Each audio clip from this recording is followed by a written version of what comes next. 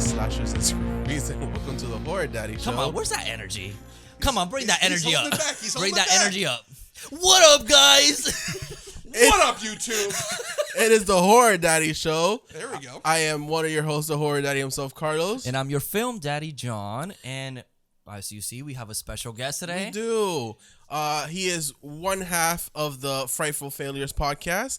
And this episode is brought to you by the one and only Brainbuster Videos, who is the owner-manager right here. Hey, I'm going to jail. You've seen his work from our VHS that we always post about. And honestly, does amazing work. So Yes. we love your work. And has an amazing podcast voice. So be ready for a great episode. Oh, no pressure, no pressure. Hello, everyone. I'm Zach Romero, as these two handsome fellows have said. Yes, I own Brainbuster Video. This is sponsored content. I'm a sellout. And also, co-host of Frightful Failures. And I'm thrilled to be on the show. And thrilled to excited. revisit a movie that I took a big shit on 10 years ago. And I'm excited to see what we can get out of this. Yeah, Maybe for take sure. a big shit on it again. Yeah, maybe. We'll see. So, what movie did we watch today? So today we watched another false advertisement of a bride. Bride of Reanimator. But it doesn't hit as well. No. It's not the same. So Bride of Reanimator from 1991, directed by Brian Usna, who produced Reanimator, and written by Zeph E. Daniel and Brian Usna as well.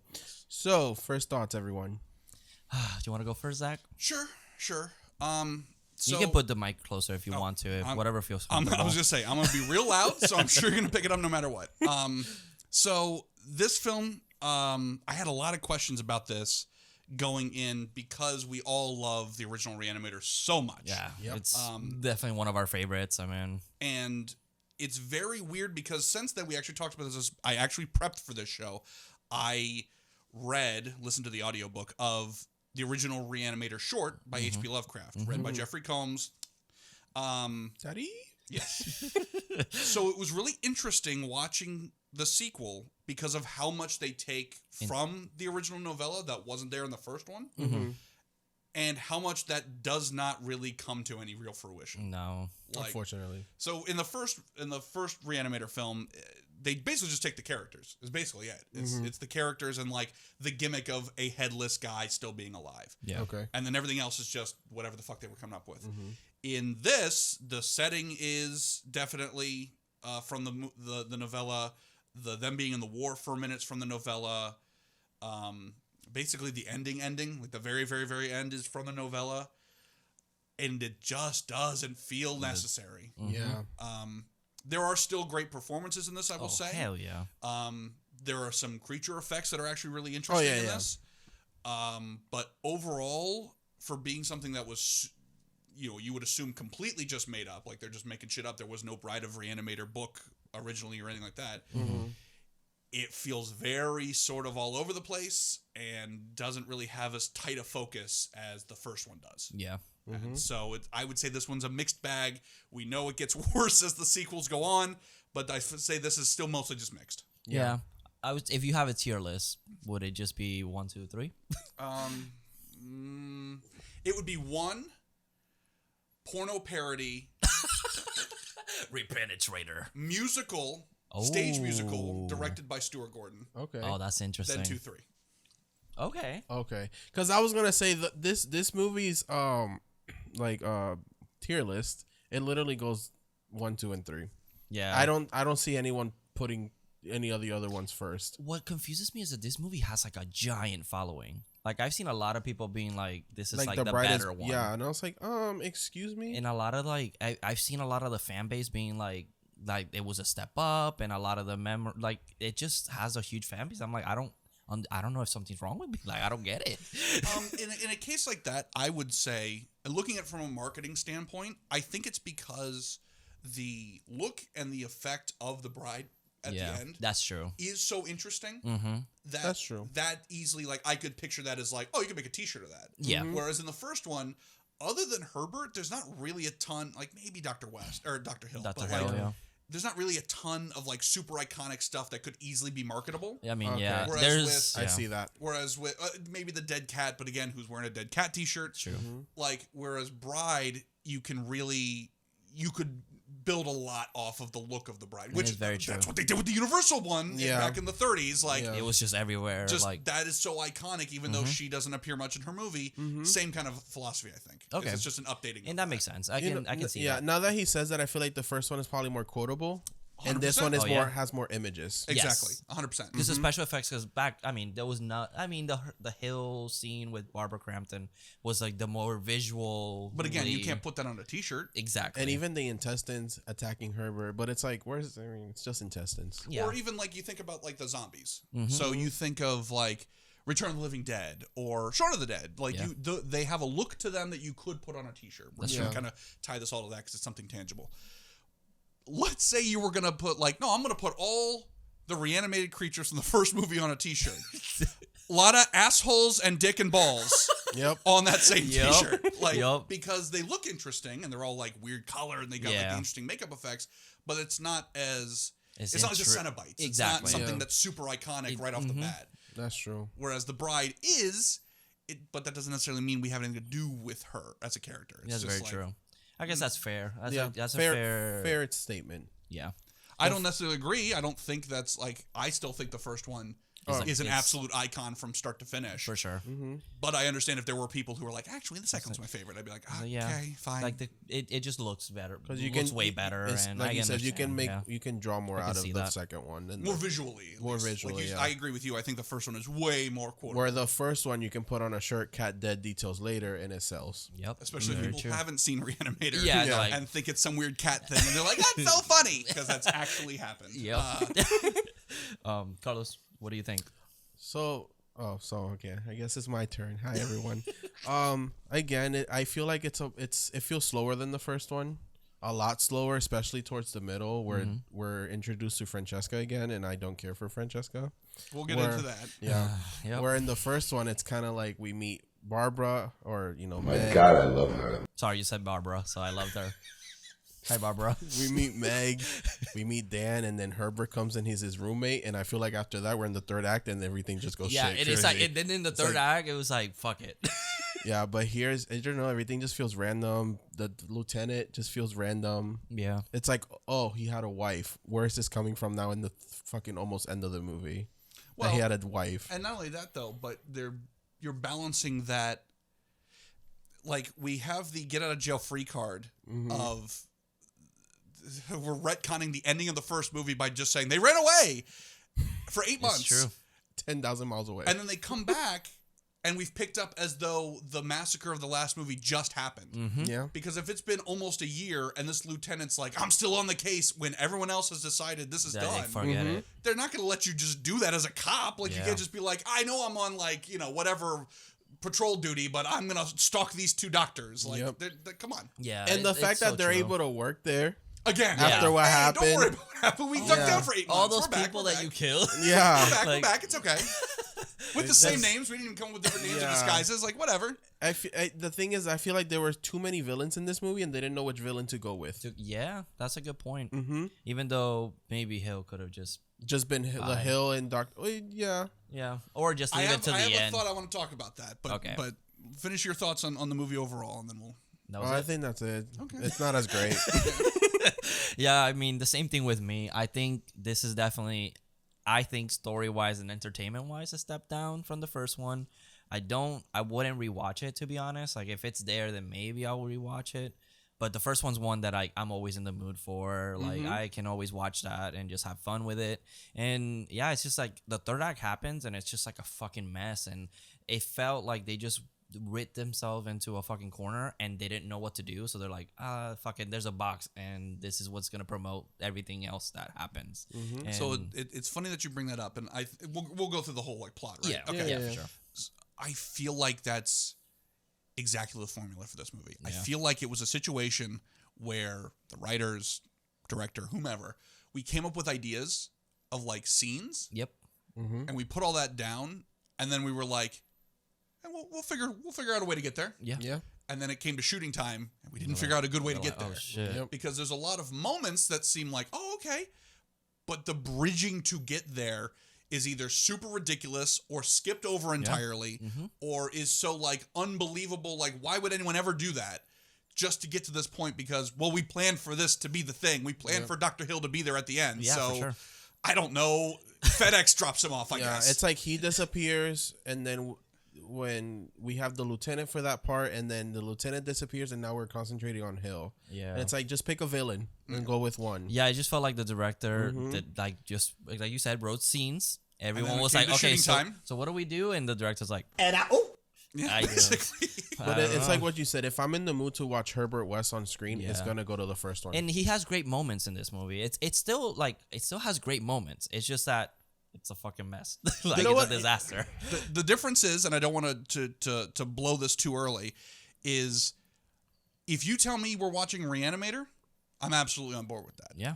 If you tell me here's a 3-minute compilation of all of Herbert's lines and some of the creature effects in Bride of Reanimator, then I'm like, yeah, I'll watch that. Yeah. I'm not going to sit down and watch the whole thing. Honestly, Bride of Reanimator could have been 30 minutes, like Halloween 2. And it's just Dan and Herbert At the bringing Meg hospital. to life. Meg to life, and she's the bride at the end. Yeah. And it's an extended cut to the first movie. Yeah.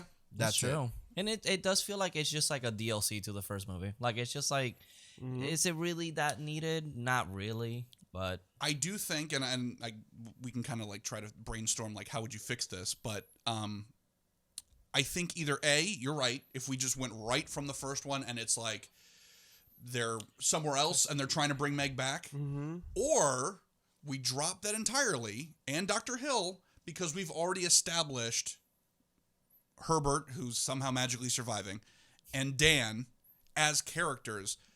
Establish them well and their chemistry, you could drop them off anywhere. yeah.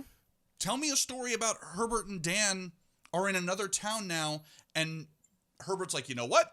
Had a little too much dip on my chip going right to humans, so instead, we're going to start with animals. Yeah. And now you're telling me Reanimator veterinarian? Yeah, let me see where this goes. I would Tell love me to this see that. story. I feel like that's like kind of fucking creepy. Right, like because it's body like Pet horror. Cemetery, but Yep. Because body horror, it is its own thing. It freaks Right. me out, but just seeing like the one animal that we see in this scene, yes, a dog dies, or An like, iguana and a bat. yeah. And Okay. everything. Multiple. Get Pete on the phone. Get Pete on the phone right now. Yeah, that's the one thing I was like, God damn it, Herbert, don't touch the animals. Right. Yeah, but Herbert don't give a fuck. Yeah. So, you know what he says? Do I look like I give a fuck? Because I don't. Basically, yeah, that's his character motivation, basically. But I would like to see even like a combination of human and like pet, which he does kind of dabbles in, but just not enough for me Right. to be different and like kind of shocking. But that's my point is like, I get the on paper draw of like, well, we have to continue what we've set up in the last one. Yeah. But you literally cleaned everything else out in the last one. Everyone dies except for Dan. So if you're going to bring back Herbert, then okay, they can just be like a buddy cop kind of movie, Yeah. but they just like, oh, Herbert can't stop bringing things back to life. Yeah. Like you could tell that story anywhere. I think trying to bring in the elements from the book that weren't brought in the last time, and at the same time trying to like connect the dots of weird things from the first movie, make this unclear and don't give it a really good direction.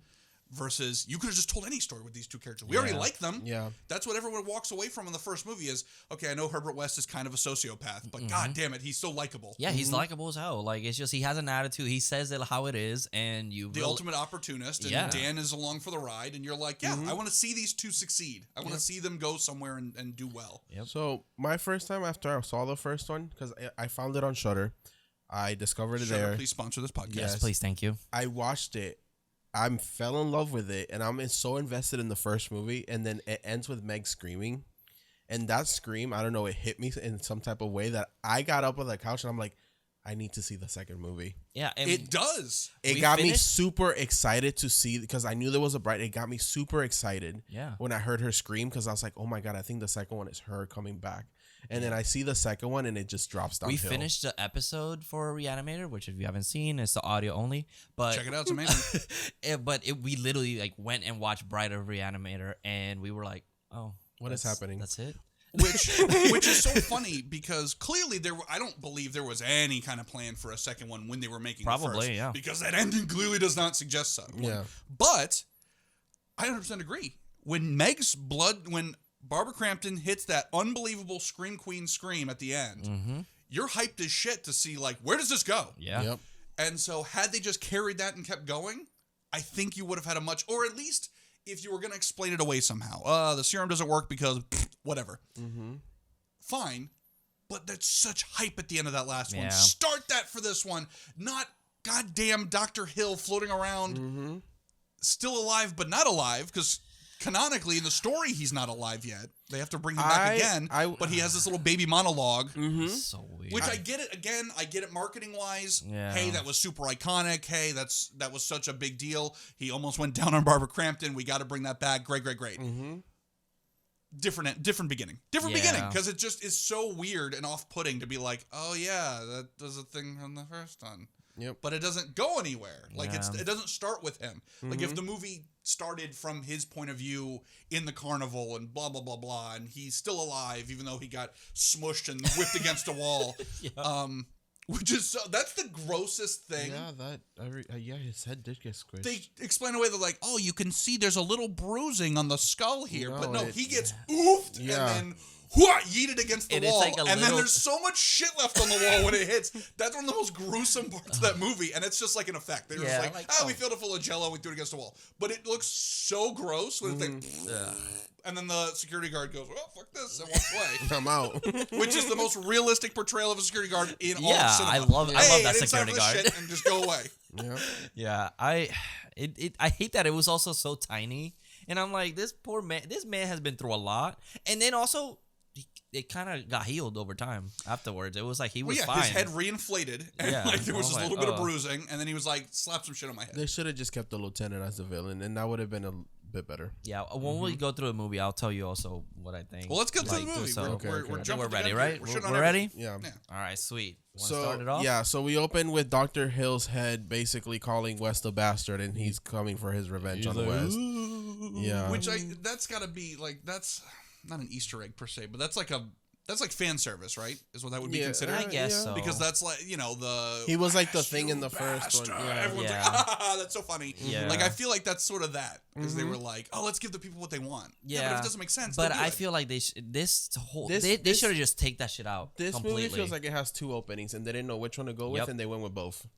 You're absolutely right. That's true. So what happens after Dr. So Hill after that, we open on Peru, South America, 8 months later, 10,000 miles away from Arkham, Massachusetts. So specific, where it's like, do we need to read that? Like, I get it. They're in another country. They're in at war. I don't need to see how far away they are. I get they're in Peru, and I get it's been 8 months later. It's like words. I'm like, I don't give a fuck. I kind of got that from just... Yeah, there definitely was a feeling of, no shit. Like when it was like, Peru's, by the way, far away from Massachusetts, in case you didn't know. Shit. Oh, I thought they were neighbors. I thought you meant Peru. Americans don't know geography. Yeah, for real. A long distance away. Thank you, movie. Thank you. Get it. So this is when we see Herbert West. I was gonna say Herbert and West. You forget Daddy's. Sorry, I'm just thinking of Dan. Herbert and Daniel, and they're working on injured soldiers. West is basically working with his serum. Do you think a lot of shit going on? Do you think Herbert wasn't? He's like trying the least amount of possible like force to like save these people, and he's just like killing them. Like, oh, he died. He literally pulls. What was it that guy had? He pulled something out. It was shrapnel. He just pulled it because he's like, if I pull it, he's gonna die, and I'm gonna just inject him with the serum. Well, he pulled it, and Dan's like, "Are you sure about that?" And he's like, "Yeah, because." He starts doing it. Okay. But I just think in my head, he's like, "I'm just gonna kill him." Well, Francesca walks in, and Herbert just shoots someone in the face. Oh, it's okay. So Francesca's like, I guess, a freedom fighter. They're stationed in Peru during some kind of military conflict.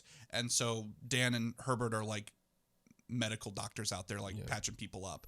Which, as a quick aside, what we already talked about, could have just had the movie be there. Yeah, that's it. Show that's me all we need. Herbert and Dan in the army. Maybe. Honestly, that would have been more interesting. Maybe the colonel figures out what they're doing. Yeah. And instead of being like, he's like, we got to figure this out. True. More soldiers. This is big. Yeah. And now what do you do when you've got the military complex like pushing you forward, and Dan's got concerns like, hey, I thought we were just trying to help people, now we're just making killing machines, what the fuck? And Herbert's like, hey, whatever's getting me to the finish line, it's all I care about. Yep.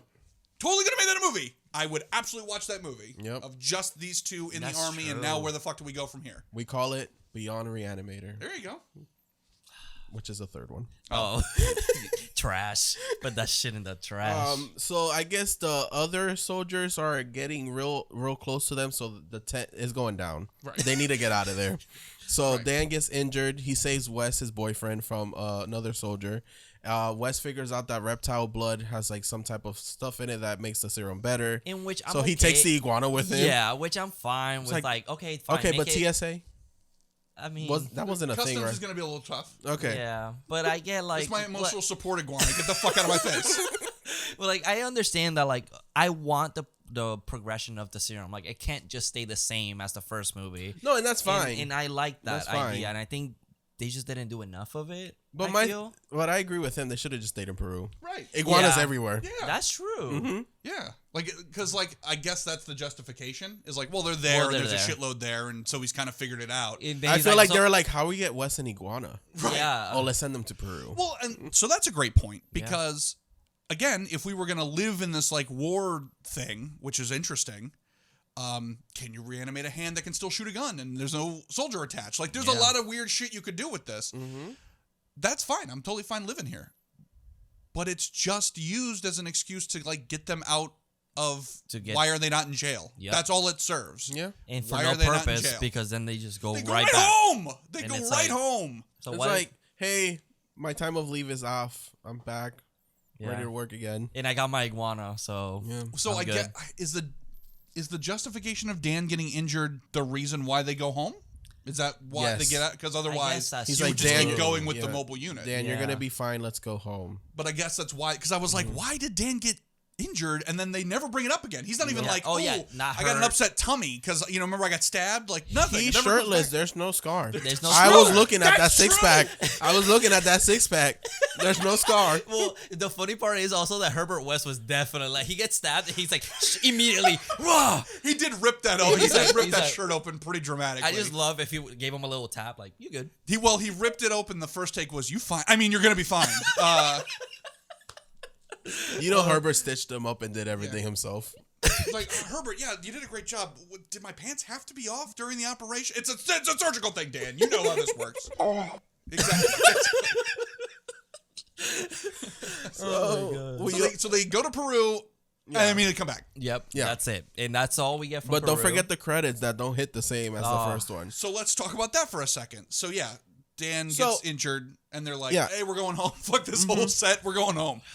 Then we go into the Which in the first movie, the song goes with the scene, and then the minute he says, I gave him life, it cuts to that song. and it's like so hyped too. And that's Oh my another reason God. why the first movie just hit me right off the start. Then this one, we get Dr. Hill. No one gives a fuck. We cut to this scene. The song kind of starts, but there's so much going on that you're not There's really listening to the explosions and music. shit, yeah. It stops for a second, and then we wait for Herbert to say whatever he says to, oh, we're going home, and then it starts. But that, and I get the premise of like, oh, here we go again, yeah. as like the lead-in. Yeah. Is that San Andreas meme? Like here we go again. Exactly. But that line just doesn't hit the same. No. Because again, you're the perfect example of this. You watch the first movie, you don't maybe not have like a great concept of like what the fucking movie even is. You watch it and you're like, oh, and Dr. Gruber fucking his eyes explode. Well, that's and the thing. That happens, and you're blah, like, blah, oh blah, my and God, you're what is like, this whoa, whoa, movie? whoa, what the fuck? And then the line that hits you is, you killed him. No, I didn't. I gave him life. Yes. Bam, bam, bam. And as an audience member, you're like, what the fuck am I even watching? What does that mean? Yep. Yep. Like you leave it open ended, like what the fuck, and now boom, we got you. We And got if- your money. We got your money. That's how you open a movie. You need to have an opening where it's gonna catch you and just keep you there and interested throughout the whole movie. I'm not going to lie. His monologue later at the end Oh. could have been perfect here. Money. Yeah, at the Absolute beginning. money. This It is could have been the my opening. creation, and Yeah. it opens. Yeah, Yeah. that's but how do you make that make sense? Because that is the closest Yep. we get to that. Yeah. And it, I guess it's also like this opening scene is really fucking long for a cold opening. I think the beginning of the first one is nice and short, where True. it's just you hear screaming, people freaking out. This one guy trying to like, it looks like he's trying to save one guy, but in reality, it's like the opposite. It's like he just killed this guy. Well, we don't know. Oh yeah, Or it's part of an Or- experiment. Either way, it's gone sideways. It's, Yeah, It's exactly. not how this is supposed to be going. exactly. So it's like it's kind of nice, short and sweet, and it's like it catches you with then the theme song, and then it keeps you throughout the whole movie. This one is just like they're talking, and then they're like, oh, something about the fucking iguana, and then this happens, and then this guy gets shot, and like it kind of feels like it's a lot happening, but at the same time, it's nothing interesting. Well, it's just people getting shot. I feel like it's what I said. There's 2 openings, and it doesn't work. Yep. Well, there's a lot happening technically because there's explosions and shit. But nothing. But what is the purpose of this scene? Mm-hmm. They're not in jail. That's it. Mm-hmm. So how about this? Here's my pitch. You ready for this? Yes. So the movie starts. We're already in Peru. Mm-hmm. And it's some kind of military conflict, and you're just stacks of bodies. Like, this is a disaster. Whatever the fuck this is. Question: will it have text that tells me where and how far? It just says Peru. It just says Peru. How am I supposed to know? Wartime, whatever. Where is Peru? It'll have a little map on the subtitles, and it'll be like, boink, boink, I boink, wanted right to here. zoom out of Massachusetts and go back into It's like Google Maps, and then it goes to Peru. So it's war torn, and you see people panicked, and there's like some surgeon in there, and he's all bloodied up, and he's like trying to patch someone together, and he's like, "Hey, we need some goddamn help in here." And you hear a chopper coming in, and it's like, "Oh, we got reinforcements. They sent someone from the States." Like, what? And then fucking tent opens up, explosion. In walks Jeffrey Combs and Bruce Abbott, and they're like, "Oh," some kind of line like, "Oh, you know, the death stops here," something like that. Yeah. And then boom, you hit the new theme song, and now you're like, "Oh my god, You're like, what the fuck?" Would have been great. Right, because then it's like you've got this whole new atmosphere, and then you get that same, because you can't just keep recreating the same, like, Yeah, he's of leading course. over someone else whose eyes have exploded. But you hit the same mark of like, Herbert needs to come in, some shit needs to go down, you hit the theme, and now you can jump to whatever we got to be at. Yeah, and Because in the first one, we start in Switzerland, Mm-hmm. theme hits, and now we're in Massachusetts. Yeah. And now we're going to get reintroduced to Herbert officially. Yeah, and that also like gives you the idea where it's like, oh, I'm watching Reanimator, right? Opens, and it's like, is this Private Ryan? Right. Like, Saving Yeah. Private Ryan, what's happening? And you then, can get real gory with that opening, and you can get real ugly with it. Show me the horrors of war. yeah, And then suddenly Herbert West comes in, and then you're off off balance because you're like, well, is Herbert still kind of a villain in this, or have we figured this shit out enough that he's actually going to be able to help? And then we get into whatever the fuck I story feel we're like gonna tell. aesthetically would be so sick if they like pan to the opening, and then you in silhouette you see Herbert, and he has the vial on his hand, it's just shining green. Also, Oh my gosh. picture the fucking like VHS cover for this like Saving Private Ryan Reanimator sequel we've made, and imagine like this, like it's Dan and it's Francesca and whatever other characters we've made up for this, and they all have like splattered blood from combat, and Herbert standing right in the center, and it's green on him. Oh, that's good. Like, that's that's a good money! one. That is good. Man, if we I should do have remake it. Let's remake it. I Fuck do it. have another suggestion though. Okay, okay. A little, maybe The floor's more. open. The floor's Thank you, open. thank you. What if they do go to jail? Okay, The second one just takes place in jail, okay. but then the third one is when they escape and they end up in Peru because they had to get away from the States. Okay. Yeah. That makes more And sense. Absolutely. now there are doctors at war. Yeah, that makes more sense. Because you guys have made it very clear your thoughts about Halloween 2. Yeah. So the concept of picking up exactly where the first one started, but it's in a jail instead of a hospital, very interesting. Yeah. Very interesting to see, like, how do we get out of this? If you can't tell a compelling story, for some reason you feel like, well, Dan wouldn't survive in jail. Like, you know, maybe this is where they split. Maybe Dan flips on Herbert and That's goes true. like, it's this motherfucker who did this shit. Yeah. Like, But it would be interesting since we hear Meg scream at the end, where somehow fucking Dan did it himself, Right. And Herbert didn't do it. She's alive and she's acting perfectly normal, and she's the one that breaks him out because she has the serum. oh shit. Because she's actually able to be Yeah, yeah. normal Yeah, because she's Dan like, was the one that figured it out for some fucking weird He reason. got Or indoctrinated maybe, or you some know, shit like injects that. her, He she did it screams, right. He defibrillates her or whatever, that knocks her back to normal or whatever, and that's when the cops bust in. It's all getting pinned on Dan. Mm-hmm. They find Herbert somehow magically alive from intestines grabbing him. Yep. That's interesting. They're in prison, and maybe shit goes south real fast. Yep. Maybe she sneaks the serum into for him and keeps it in jail. something like that. And she's like, Or "We're if- gonna get you out of this." Bend over, shit's Dan. If shit's getting like worse and worse and worse, and it's like they're going on death row or whatever, and it's like, well, how the fuck are they gonna get out of this? And then suddenly, unbelievably, the only eyewitness alive Meg Halsey shows up, provides testimony, busts them out, and now we're on the run. But I want her to be a badass, like how Jennifer Tilly turns into Tiffany in Cito Chucky, and she turns completely 180, and now she's like this bad bitch. That's what I want from Meg. I can live with that. She was the nice girl, and now with that serum, she's evil. All black. I'm a bad bitch. You can't kill me. Yep.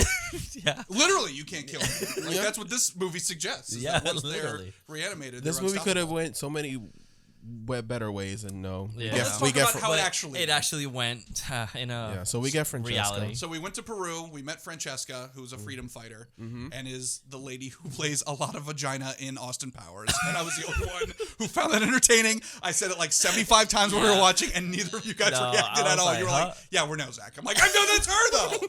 It's her though. In that movie role, that's funny." She's more interesting in that movie. That's probably why. Although you get to see more skin of hers in this than you do in Austin That's Powers, true. which is interesting. That is true. That's actually really interesting. What the fuck? I never seen it. Have you seen Austin Powers? You never seen Austin Powers like at all? Maybe I have. That's the with the little Yeah, man. baby. Okay, yeah. I What don't a way remember. to sum up those movies. The one with the little man? You nailed it. I remember Mini Me. That's all that matters. Okay, so we're at Massachusetts. We meet Gloria, who is Dan's new other crush. Which she's from Halloween 4. Oh, okay, yeah. Dan's a hoe. She survived from Halloween 4 to get here. And now she's Well, got some she's kind there of cancer. because she's there because she got a fucking shotgun impaled in her. They don't show it. But yeah, that's what's up. But as Dan is kind of like looking at her and kind of like, mesmerizing over her, Herbert is not having it. He's like, that's my man. Why are you looking at her like that? I was going to say, there should be a supporting actor award given to the stink eye that Herbert gives various characters in this movie. Yes. Like, holy shit. And I love it. And that's it's me. always Dan's love interest. Yeah. All the time. I have one question. So who is gay?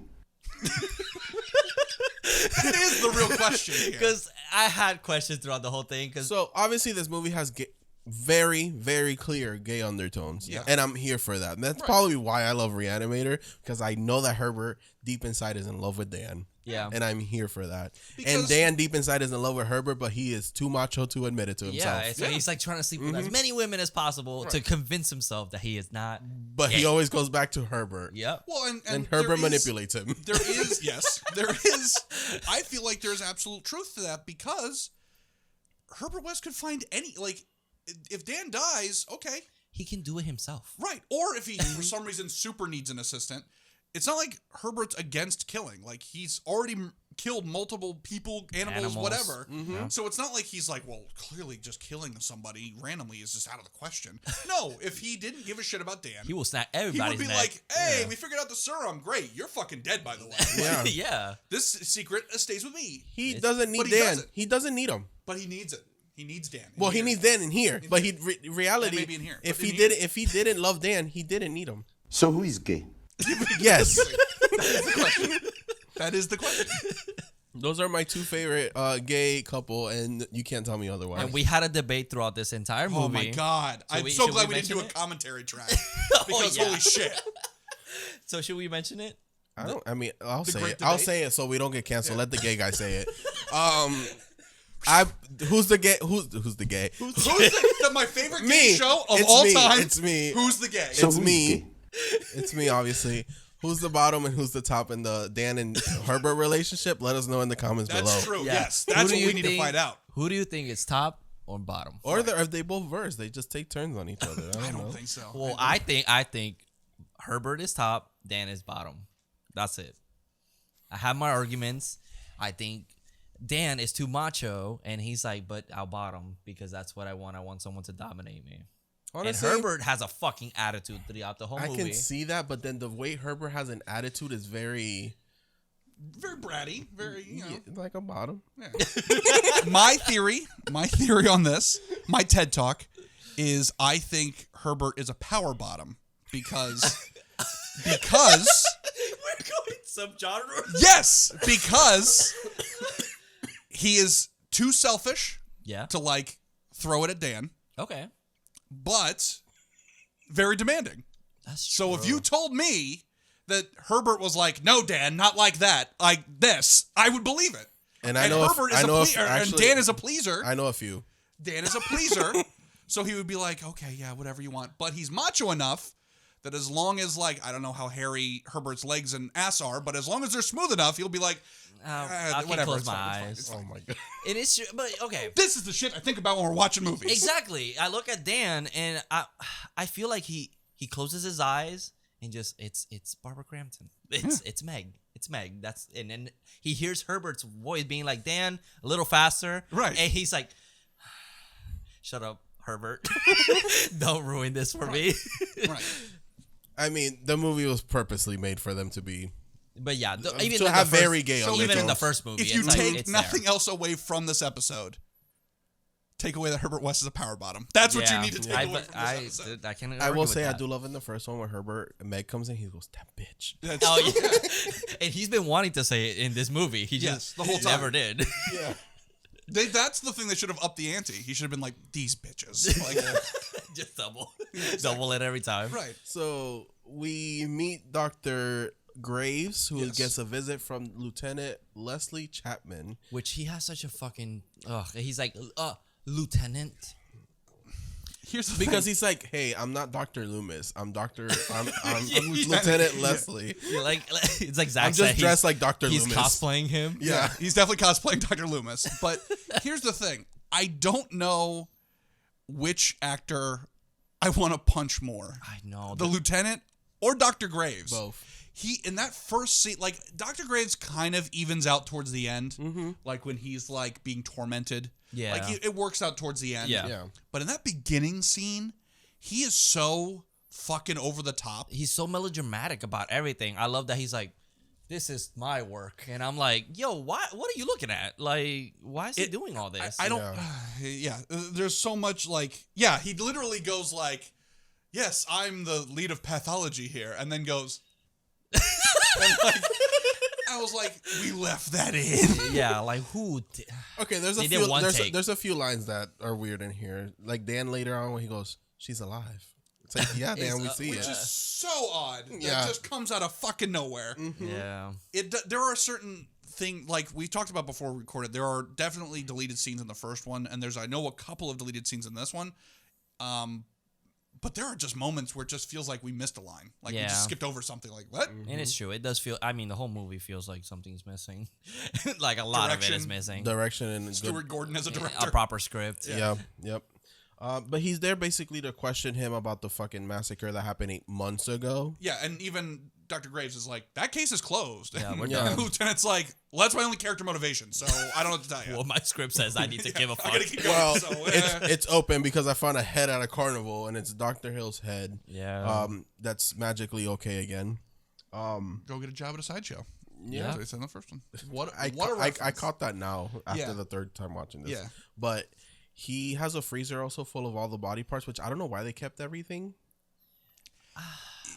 I don't know. It's kind of justified as like, oh, it's It's weird that- evidence? it's Yeah, evidence, yeah. but it's also weird that nothing is decaying. That's true. I think that's the motivation is that there hasn't been any loss of tissue But even or that any being sort of decay. said- Did you have to keep everything? Yeah, I was Yeah, gonna say, like why one wouldn't or you two keep like a things. couple of things if they're all, especially if they're all showcasing the exact same effect?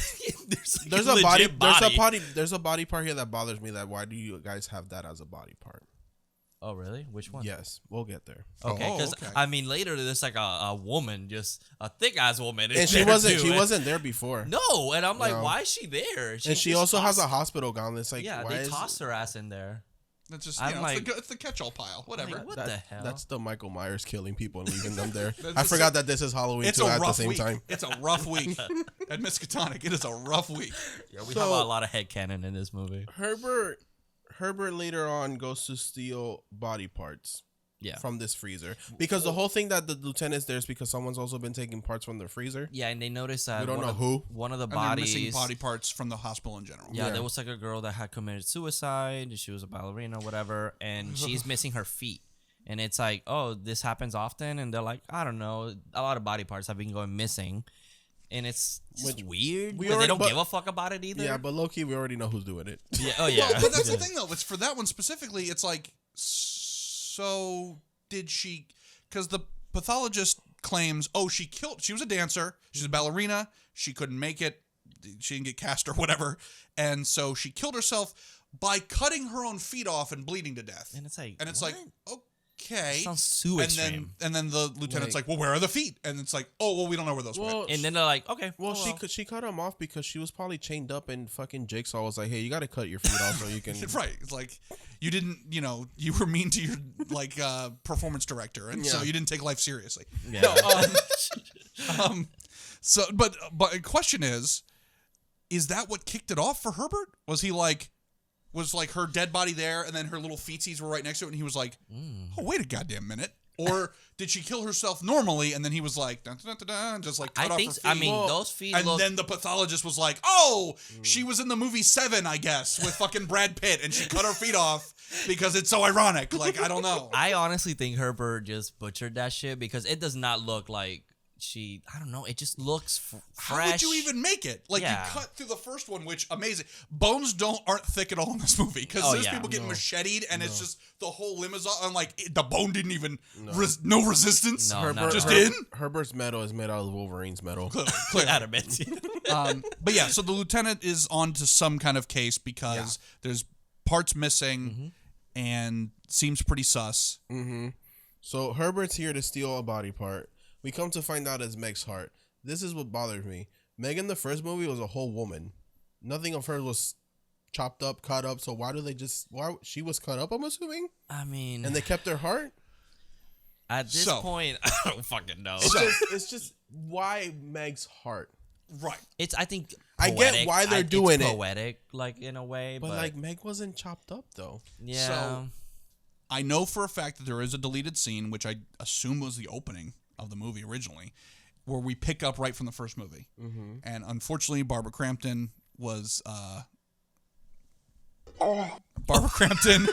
not there. I'll do your job for you. I don't give a fuck. She didn't show up, so they have some other like blonde woman. I was so interested. I was like, the anticipation. What is happening? So they have another blonde woman playing Meg, but we pick up right where the last one leaves off. Dan injects her. She wakes up screaming, but like she kind of comes down for a minute, and we're seemingly okay. And then her heart gives out, and so Dan's holding her in his arms, and her heart gave out. So I mean, I can see maybe that's the explanation. I can see that in a morgue they do take out your insides. Maybe. But also, why? It could have been any heart. Right. Not just But Meg's. I think the reason for it is they knew, well, if we don't tie this back into Meg somehow, what is keeping Dan involved? Yeah. I would have liked more if Herbert's so cynical that it's a random heart and he tells Dan it's Meg. Oh, that would be fucked up. But I also think, by the way, I do see it where it's like he wanted Megan's or Meg, whatever, his heart, just because he knows Dan will definitely be part of it. Yeah, that's the character like, motivation. He definitely absolutely. does that. Like, aha. And am I crazy? But does he get Dean Halsey's fingers to make the creature? I don't know who's fake. I don't know because when he picks the bag up, it says Halsey on it. Oh, but that's the heart, though, right? Or is it? Maybe not? It would make sense if it was the heart. Because it is. No, it is the heart. Okay, because it looked like fingers. Because then when he shows Dan the heart, it's still wrapped up with the tag and everything. Right. It's the heart. I thought it was fingers because I thought it would be funny if we were retconning the issue of the first one. That Dean Halsey gets his fingers bitten off by Arnold Schwarzenegger, but then he has the fingers later on. Oh, that's like actually would be interesting. So if that was like, oh, they found his fingers finally, like that would be really funny to me. And then he's like, oh, I made this weird little like stop motion animation creature with it. That's funny. But the heart makes totally more sense. It just looked like fingers for whatever reason. Yeah, he literally found it and was like, I know how to get Dan to work with me now. 100%. Yeah, absolutely. definitely. Storyline wise, 100%. That's exactly. And it also makes sense. It's the bigger question of, well, how did we get here? It also makes sense with the monster at the end. What she does with Dan, like I think it's a deeper message to that. Crazy enough. But. Well, I feel like that came from if you don't go that route, if you don't go, oh, it's Megan's heart. If you don't go that route with it, then it doesn't.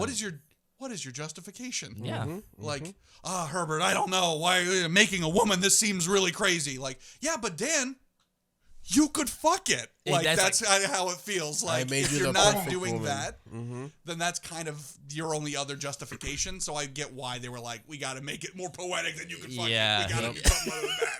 Which, I mean, he kind of does some weird shit later, but we get to that. We'll get there. we'll get to that because I can't wait to talk about the third act because it's just a mess. Okay. So anyway. So he also sees that Dr. Hill's head is there. He's very surprised to see it. He kind of taunts it a little bit. He doesn't know it's alive, but he does turn around at one point. It's like, huh, I thought I heard you something. Yeah.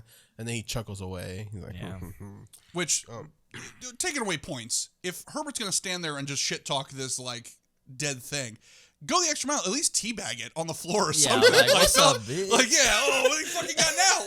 Like, you know. Hey, bitch, what's up, bitch? Suck my dick, bitch. That's basically it. Yeah. He slapped it with, like, the hand that he was carrying. I would have stomped on it. Make sure he don't come back. I want to believe that there's, like, a first take. Because, he's like, when Herbert first sees it in storage, because the lieutenant brings it from the carnival, and he's like, how did you get here? I really wish there was a first take, like, how did you get here? You got smushed and you had Jello come out and slung against a wall. How are you still in shape? Herbert has omnipotence, Yeah, so like, he knows. He's like, wait, are we retconning everything? He looks at the camera. Shit, you're He's still like, in one piece? That doesn't fucking make sense. Whatever. That's the Scary Movie version parody. Right, yeah. You got yeeted against a wall at full speed. I should be dead too, but here I am. Yeah, well. How did you get here? Wait a minute. How did I get here? Fuck it. We're not going to ask questions. So he just leaves. So we cut to Dan gets out of surgery with Gloria. She seems to be okay. The nurse does ask him if the detective came to see him, which the detective never asked for Dan, so we didn't know that he even was looking for Dan. Yeah, I was like, okay, so he knows who they are. We cut to Dan comes home. Honey, I'm home. He finds his wife Herbert down in the basement. He's experimenting. Well, he comes out of the wall. Yeah, and they play with this 3 times, and we do not know what's going on behind that wall, and he does not tell Dan either. He's like, oh, just stuff back there. We're connected to a cemetery. Well, he does mention the cemetery, and when they cut really quickly to it, and it's like this giant fucking castle thing, it's and a I'm tomb. like, Jesus, what the fuck is in there, Dracula? Yeah, right, basically. That was the original twist. Yeah, they live in an old mortuary house. Yeah, that's like the caretaker house of like the cemetery, which is from the book.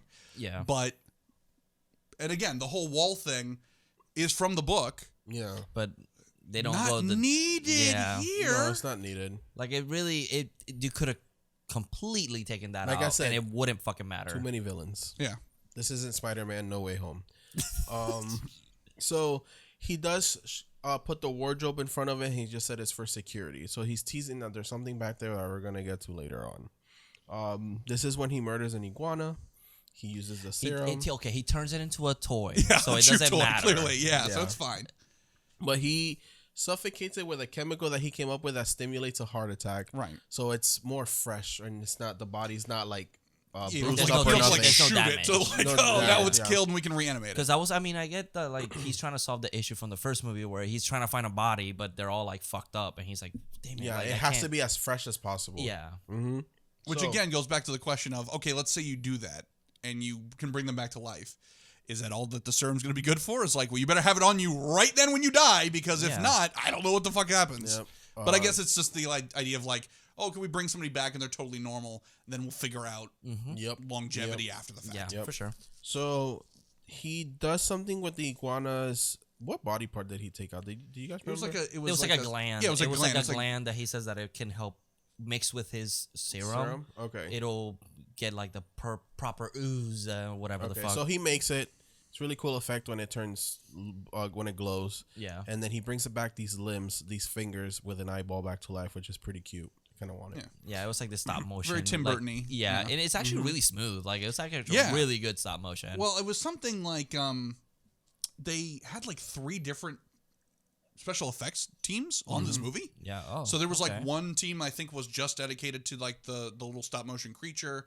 There was somebody who was doing makeup, and somebody else who I think was doing some of the bigger effects, like the dog and like the arm and the leg and stuff like that. So they had like a shitload of special effects people working on this, and it shows. And it shows. Like, there's some really great moments in this, but also I just again canonically, like, I get that Herbert is like this ultimate opportunist, but like, that's your presentation of like, oh, check this shit out. I made a nightmare. Yeah, he's like, Dan's like, what the and fuck? And it can fit in your pocket. Like, like what? What's that? It's kind of cute. At what point is Dan gonna be like, oh yeah, we can turn people into little fingers in an eyeball? Fuck yeah, we did it. And Herbert's like, calm down, Dan. Hey, I'm not a monster. Well, let's not forget that. Let's not forget that he's like, Herbert, I'm moving out. Yeah, that's true. And Herbert was like, how dare you, Dan? But Herbert's always ready. Herbert or Dan, I got Meg's heart. What do you want with it? He's like, what the fuck? I'm gonna throw this dumb shit out, but I guess And if you're moving out, yeah. whatever, I'll just throw it in the toilet. Like, yeah. So he's like, he basically sets up a table and kind of puts the heart in the middle. It's like, Dan, I can create a woman. I can create Meg for you again if you really want to. And Dan's kind of like, okay, fine, but like, what if the cops show up? The cops show up. He goes, there's no cops are gonna show up. Yeah. Ding dong. Which that is one of the few moments, although it's like super obvious and super basic. That is one of the few moments that I like chuckled. Like, Yeah. because the first one has a lot of good humor in it Yes. for being a horror movie. It's got real comedic timing and comedy elements. Yeah. That is one of the few scenes that I was like, this feels like the first one of just Yeah. being like, Dan, the cops will never find out. And then ding dong, and he's like, fuck. Okay, let's go. And it's like an easy joke, but it super still hits. easy. But It's still super easy, hits but well. absolutely it works it's really, perfectly. Yeah. It's really funny. I do like what he says. It's like, what did you love about Meg? And then he brings out the fridge, like the heart from the fridge. And I was like, oh, that's kind of cool. Do you but think they tried multiple takes? Like, what did you love about Meg? And it's just, he's pulls like, out just "Honka two titties. honkas." Like, it's true. Dan didn't give a what fuck. do you think? Oh God. It's true though. I know. Yeah, but no, just I a mean, heart. Apparently, her introduction in the first movie, it's Yeah, that's true. That's true. Yeah, basically, yeah. I mean, that's true. Dan- Is there an X-rated or unrated edition of this one where he's like, "What did you love most about Meg?" And then he pulls out the vagina and makes it talk like Dr. Death. Like, it's Bride of Re-Predator. Tommy Pistol, I follow you on Twitter. Let's make that sequel happen. So it's Lieutenant Leslie Chapman. He comes to see them, basically question them about everything that's going on, why the body part's missing, where have you guys been, blah blah blah blah. Which there's a mystery.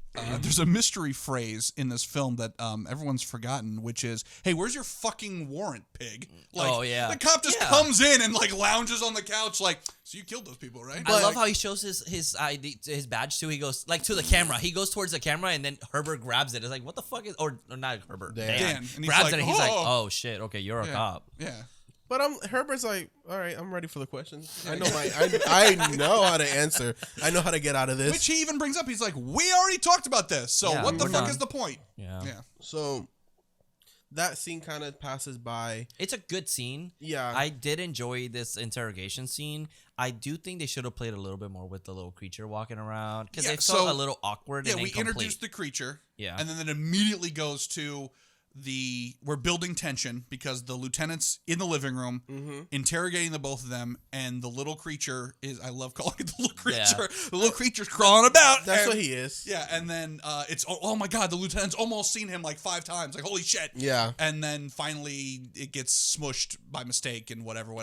So I'm it's like, actually really sad. so well, it's disappointing because like, really well, we sad. just fucking invented this. Yeah. Like, Yeah. and it's already gone. But so I feel like there should have been a scene in between. As much as I love the joke, I feel like there should have been some kind of scene, or have it be, like Herbert's assistant or something like that. Yeah. I would have loved that. Like he has a little helper or whatever. Well, it like you know would've- how Tony Stark has like the little like fuck up Right. robots. He could have had like a fuck up And- thing and- that's not aggressive. And that actually, had that happened, would have helped explain the ending a little better. Yeah. Because we see a lot of scenes of Herbert West just like Playing with duct limbs. taping shit together. Yeah. He's bored. And then it gets mad and he's like, "Oh, fuck you."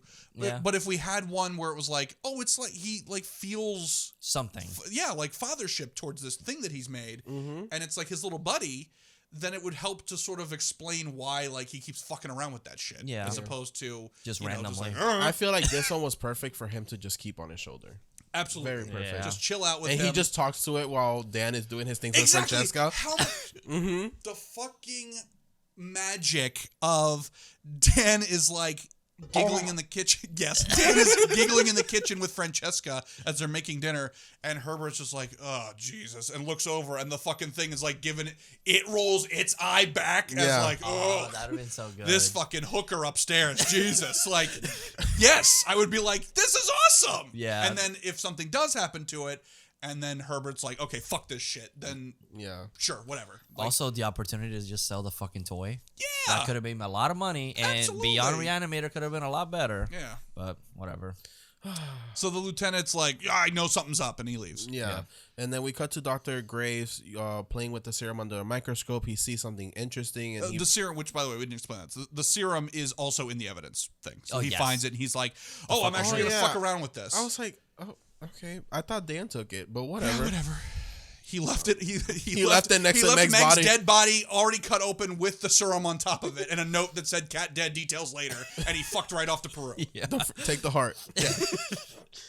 He brings a bat to life that attacks him, and then he cuts the wings off. That's pretty much the end of this scene. Which is so fucking random. And also, you got rabies. I'm sorry, You but you definitely got have rabies. rabies. You've got Reanimator rabies. But that's the thing is like they're trying to balance two people that are potentially villains. And Yeah. it's like, who do we concentrate more on, the doctors or the police? Well, and also, it doesn't help that the movie doesn't really think Dr. Graves is a villain. Yeah. He's just There. He's like, he's just a motivator to get Dr. Hill back in the movie. But he's not a motivator until like the fucking end. Very end, Which yes. is like, okay, then why is he in the fucking But I movie mean, like, he throughout really the whole is time? like an NPC. Like, he's a non-player character of just, he's just there to get Dr. Hill back in the movie. Yeah. yep. So it's very weird to spend so much time with this character and have him not be like Renfield to Dracula. Like, he's Yeah. not like, oh, I'm under your spell, Dr. Hill, or oh, I need to know more, That Dr. would've been Hill. cool. Like, he's just like, it becomes this weird, He's goofy like, Looney Tune. It becomes fucking Michigan J. Frog at one point, by the way, because another character comes in and Dr. Graves is like, this fucking head talks. I swear to God, it talks. Oh, yeah. And then he's like, oh, tell him. And the head's just sitting there dead. Yes. And the guy's like, hey, this is fucking weird. I'm out of here. And then he's like, God damn it. And then Dr. Hill's like, don't do that. Like, yeah, please don't. he's like bootlegged Walmart. He's like bootlegged Dr. Frankenstein. yeah. He's what Herbert, he wishes he could be what Herbert is.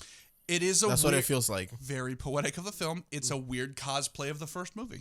Like, I even made the joke when we were watching it that, like, he's because the bat is just like when the cat attacks Herbert. Yep. Like, so we made the joke of like, oh, he's just reliving Reanimator 1 off camera while the rest of the movie's happening. Yeah. They had to redo it. They had to redo Like, Reanimator. Dr. Hill tries to go down on him. Like, he's just like, what's going on? What is like, happening?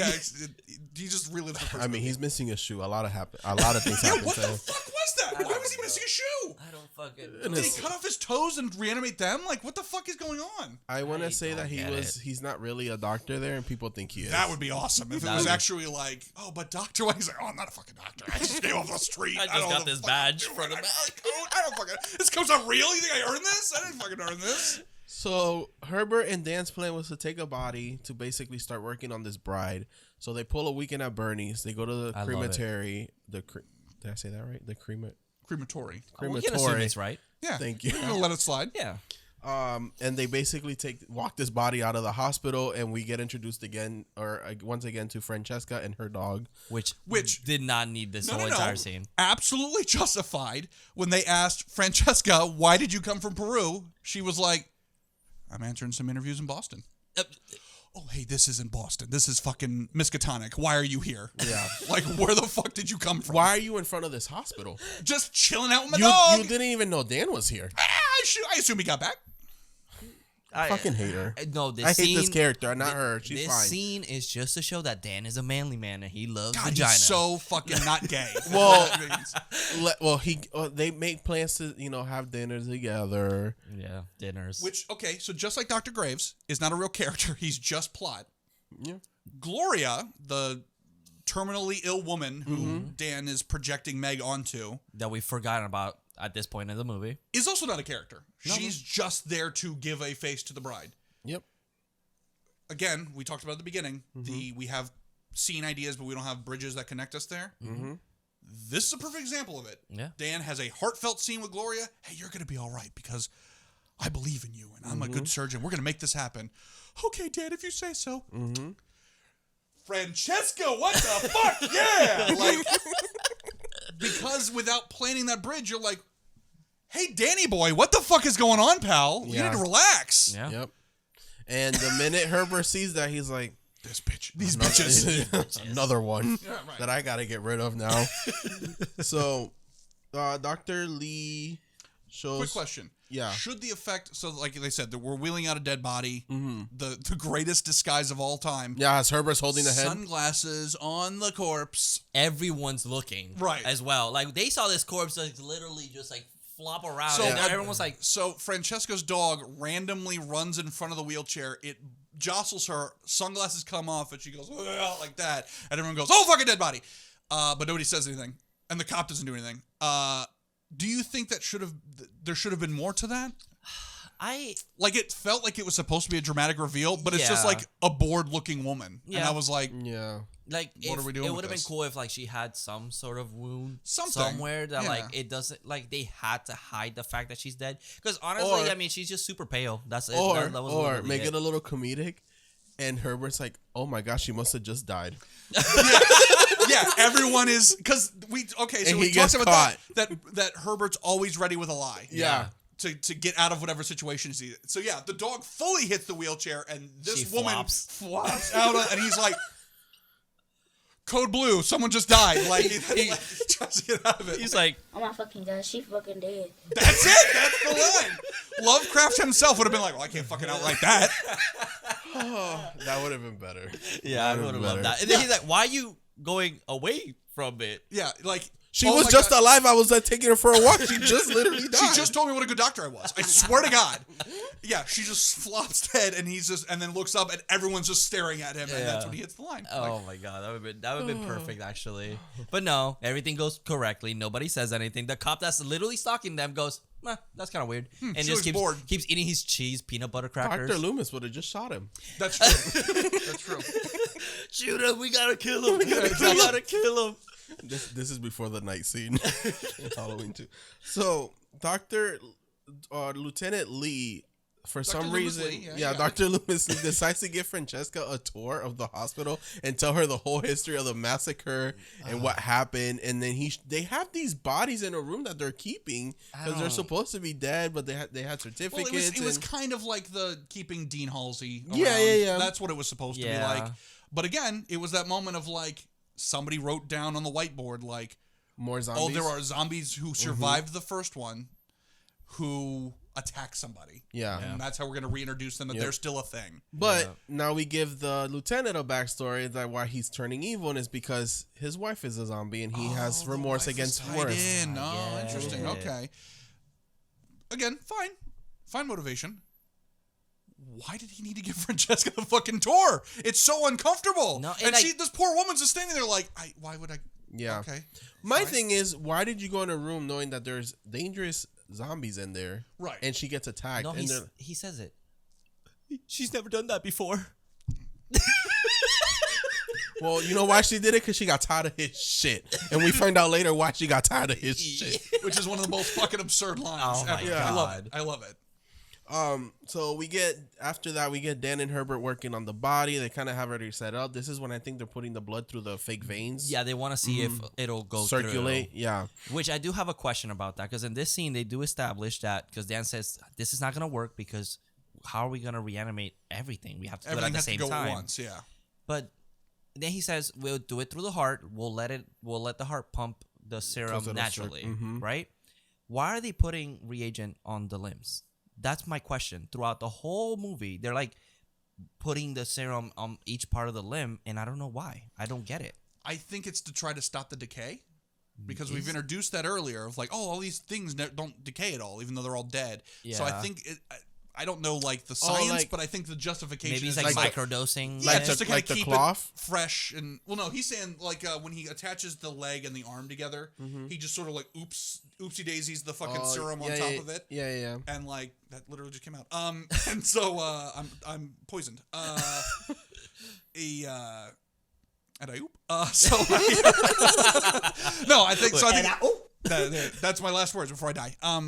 But no, I think that's the justification for it. Is like it keeps it from decaying, it keeps it from getting infected, and it's just like kind of keeping it in a stick, because they put like a little bit, on her neck and stuff like on that. Her neck, I think that's the justification. Yeah, because he also, if you notice, he has like dry ice around it to keep it cold, I guess. Okay, and it keeps the meat fresher, because that body's laying there for a few days before Gloria dies. Well, here's the thing: yes and no. It absolutely has to take multiple days. Yeah, but like the lieutenant's clothes never change. No, he's Dr. Loomis. He always wears the same thing. He's got a closet full of Dr. Loomis cosplay. But like, there are times where the story needs to take place over time, And then there's times where it's like, is this all happening in the same day? Yeah. Like, what the fuck is going on? because we don't establish Because really now we time. go back to nighttime, Right. and it's the dinner scene, and then it's the next day where everything just happens. I guess. I don't know. It feels like it does. Like, I don't remember. There's not really a time frame in this movie. no. Yeah, because it's like, it's evening when Francesca comes over to have sex with Dan. What? No, I they're meant making spaghetti. Italian. I with meant spaghetti. American. Yeah, sorry, I meant Italian. And then Dan did, in fact, hey, he said it and he did it. He helped out American style. There it is. Yeah, that's all Americans want to do ever. You know? But yeah, she comes over that evening. They have dinner and sex, and then Well, Lee is parked outside for Right. some weird reason yeah. and Yeah. ends up inside of the house.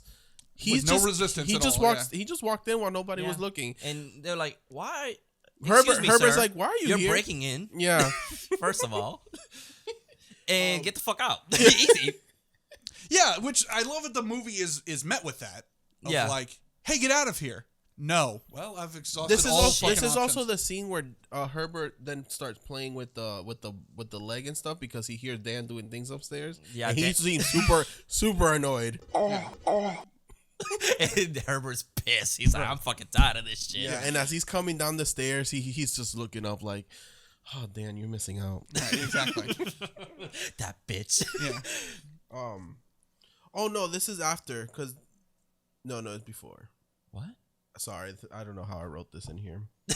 You wrote this whole Oh essay. no, it's just sorry. I wrote an essay. I did write an essay, but this all happens here. But it was an Yeah, essay yeah. about why Dan Yeah. and Herbert Well, need to be 'cause together and quit this fucking around. this is where we also allude to the wall again because he Right. throws the body parts back into the that's wall. So yeah, he is So now we know what he's doing. bored, I guess, and so Herbert just starts like attaching like a leg. And well, first of all, we get Herbert West's foot fetish, which is pretty interesting because he's got just a woman's leg. And he injects a little bit of reagent in it and starts like tickling it, and it like is like wiggling its toes. And there's a lot of sexual energy in that scene that I was not on board with. Quentin Tarantino's like, yeah. He was like, this is a fucking classic. He's one of those people that are like, the second one actually better than the first, believe it or not. It's a step above. And I mean step as in feet. And so then he's like, huh. And then yeah, so he reanimates that. He's getting a boner tickling its feet, and then we hear more of upstairs, and he's like, fuck you. And then he attaches an arm to it and then immediately attacks him and is choking him and like kicking him in the dick or whatever. So then, yeah, he moves the wardrobe and throws it through the fucking hole. Yep. And now we're establishing that he's throwing Like the the rejects. doo-doo projects behind the wall. Yep. For, and we can all agree on this, no fucking reason. Nope. Not at all. And I love that we don't hear them. There's no sense of like sound design where it's like, Dan's like, what the fuck is that sound? And Herbert's just, you know. He's like, don't worry about it. Or it's like know. getting louder. Later and they louder, just shake yeah. the wall a little, and Yeah. it's like, because then he finds Lee upstairs. They get into like this debacle, and Lee attacks him in the basement, and Right. Wes kills him. Yeah. Yeah, he literally, he tells him like, your wife had a bunch of trauma, like head trauma or whatever. It's the great reveal. He throws it at him. The Yeah. lieutenant is like, hey, I know that you fucking did this. And he's like, hey, you're just a cop. What's your deal? He's like, that's my fucking wife that you fucking did that to. And he's like, oh, shit. And then as things are getting heated, that's when Herbert brings out the old fucking Uno reverse card. And he's like, oh, really? Because I studied that motherfucker, and it turns out, you were beating your wife. And he's like, shut up. Like, okay. Boom. Yeah. Roasted. Basically. And so then Herbert ends up using the iguana fucking death mask and kills this guy. Yeah, and then just Dan's freaking the fuck out. Yeah, because now Dan comes he's downstairs. Shirtless. Oh, he's not shirtless just yet. Oh, He's that's open true. shirt. it's He's open shirt. Yeah. And I was like, oh. And he's like, what the fuck, Herbert? This is a fucking cop. And Herbert's like, Which again is the most realistic like Dan has ever been in this Yes. whole fucking series. Yes. Is like not even the Dean Halls. You're like, oh, what are we gonna do? He's like, it's a fucking cop, man. This is a fucking cop. What are we gonna do? Yeah. There's no consequences to this. And Herbert immediately is like, actually. I'm already halfway there. Actually, he was like, Daddy, chill. and then fucking injected this guy. And then I love that he gives Dan the gun, and Dan looks so fucking testosterone heavy. After sex, he's like, I'm a fucking He man. was John Stamos in the fuck out of that scene. He has like wavy hair in this now, and fucking open shirt and a gun. And I was like, print that on a poster and put it above my fucking bed. Like, there we go. Carlos the whole time. Yep. But he don't know how to use this gun because the zombie comes back to life and attacks the fuck out of both of them, and they both get fucking beat. Which before we get to the money shot here, so Herbert does bring up the line of like, well, we want to do this test of pumping it into the heart to make the whole body work, and Dan's getting cold feet because he's like, what if it fucking makes Meg's heart explode or something like that? Mm-hmm. So Herbert's like, okay, I'll meet you in the middle. Let's inject the fucking cop. We'll see. We'll test the theory. Number one, does the heart thing work? Number two, he'll technically be like up and around, and we can just like shove him out the front door, and then it's somebody else's problem. Yeah. So Dan's like, all right, fine. So that's when we inject the cop again. But I do love that here we get the male gaze. Female gaze. The gay gaze. The gay gaze. Because it's not a woman getting her shirt ripped off. It's Dan getting his shirt ripped off. And I'm like, whew. But where's that scar that you got stabbed in Peru, Dan? I almost feel like this was a situation where I feel again, this is based off nothing. I feel like Bruce Abbott watched the first one in the end when he's got like the John McClane like shirt on, and I was here like, for it.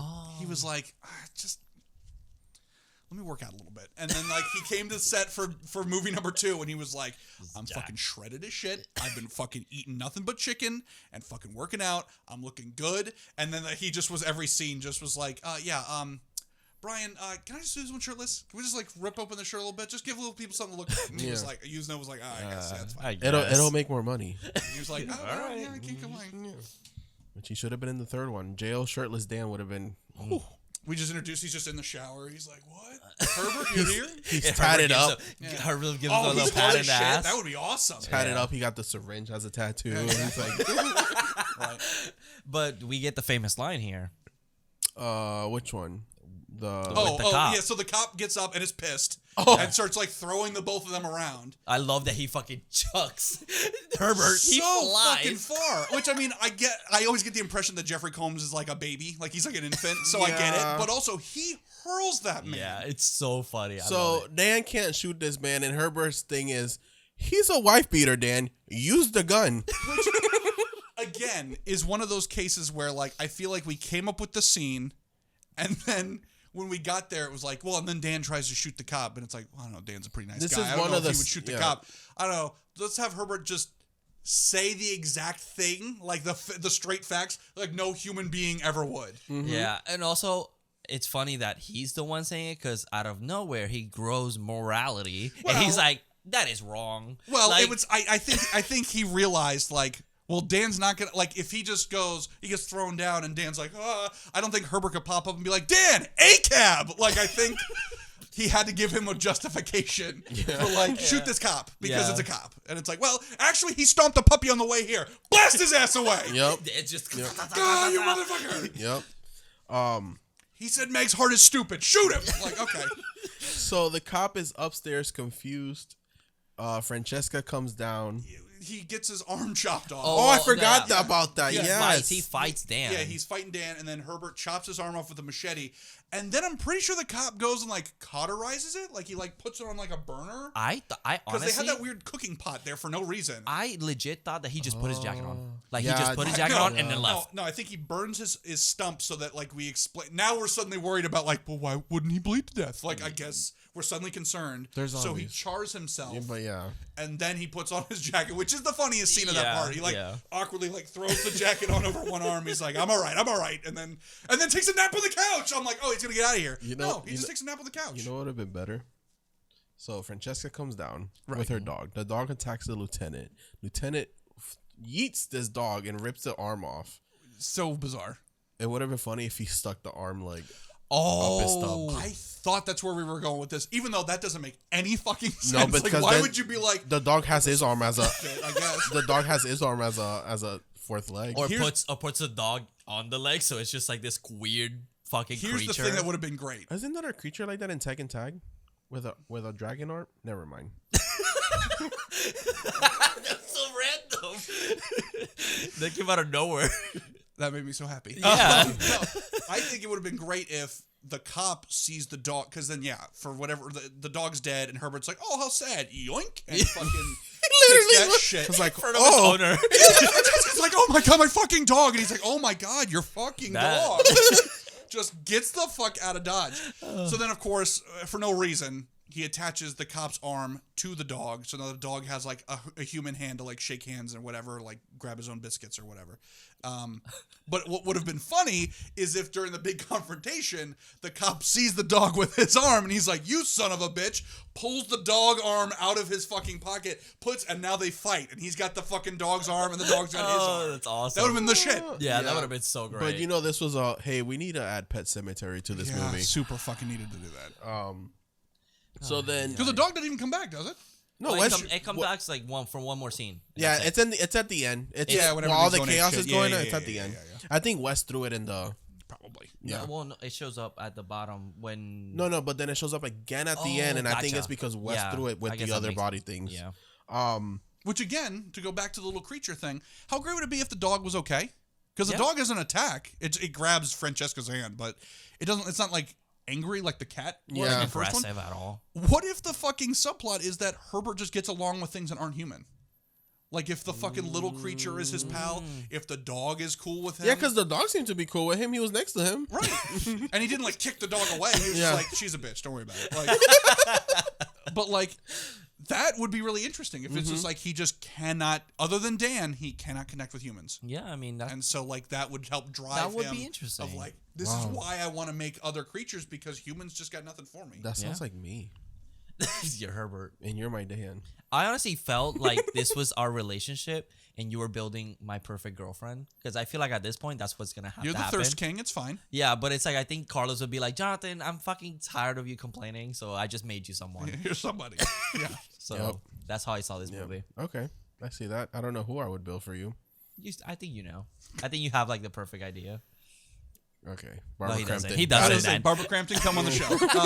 I'd be so nervous. Like, "Hi, Barbara." So I've seen your tits. Oh, fuck. So, Dan comforts Francesca and they fall asleep on the couch because she sees him shirtless fuck and real she quick. is. I was just about to say, you cannot. I don't care what kind of trauma you're experiencing. Fucking Bruce Abbott walks down with the fucking Stamos hair and no shirt on. You're gonna be like, "What was I even complaining about? Oh, What my the fuck dog's are we dead?" doing? Yeah, fuck that shit. She wakes up the next morning, goes down to the basement, finds her dog with a human arm as it gives her a handshake. Which That's so scary, funny. but also impressive. Like, Yeah. he learned how to shake. Holy shit! Like Herbert's like, he's a quick learner. he fucking figured it out. This dog's smart. Good job. And he's giving her stink eye. She runs up the stairs. Dan comes down and Dan's like, "Oh, Francesca." And Herbert's like, "You're better off without her." Well, she says the line, "I hate you," which doesn't make is like out of okay. nowhere. Like I get it, but she's just like, you fucking Meg, you're a freak. I hate you." I was like, "What are you, 10?" And I would have been Yeah. like, "Girl, I just met you. Right. This was a one-time thing." Take your fucking jar of ragu and get the fuck out of my house. My But Dan- special sauce. Fuck you. But Dan immediately was like, "Yeah, you're right. You're right, Herbert. Yeah. They you know, do suck." You know what, Herbert? Bitches ain't shit. You're right. Herbert's like, "I didn't say that." But Oh, okay. hey. Jesus. He was like, "Hey, Daddy, chill. "Oh my god." Okay, so we cut to the hospital. This is where Dan's with Gloria. He's kind of sympathizing on her. which again goes back to we have scenes but no way to get there. Mm-hmm. It looks really shitty for Dan to be like, "Oh, this girl that I just had sex with is mad at me because we fucked her dog up."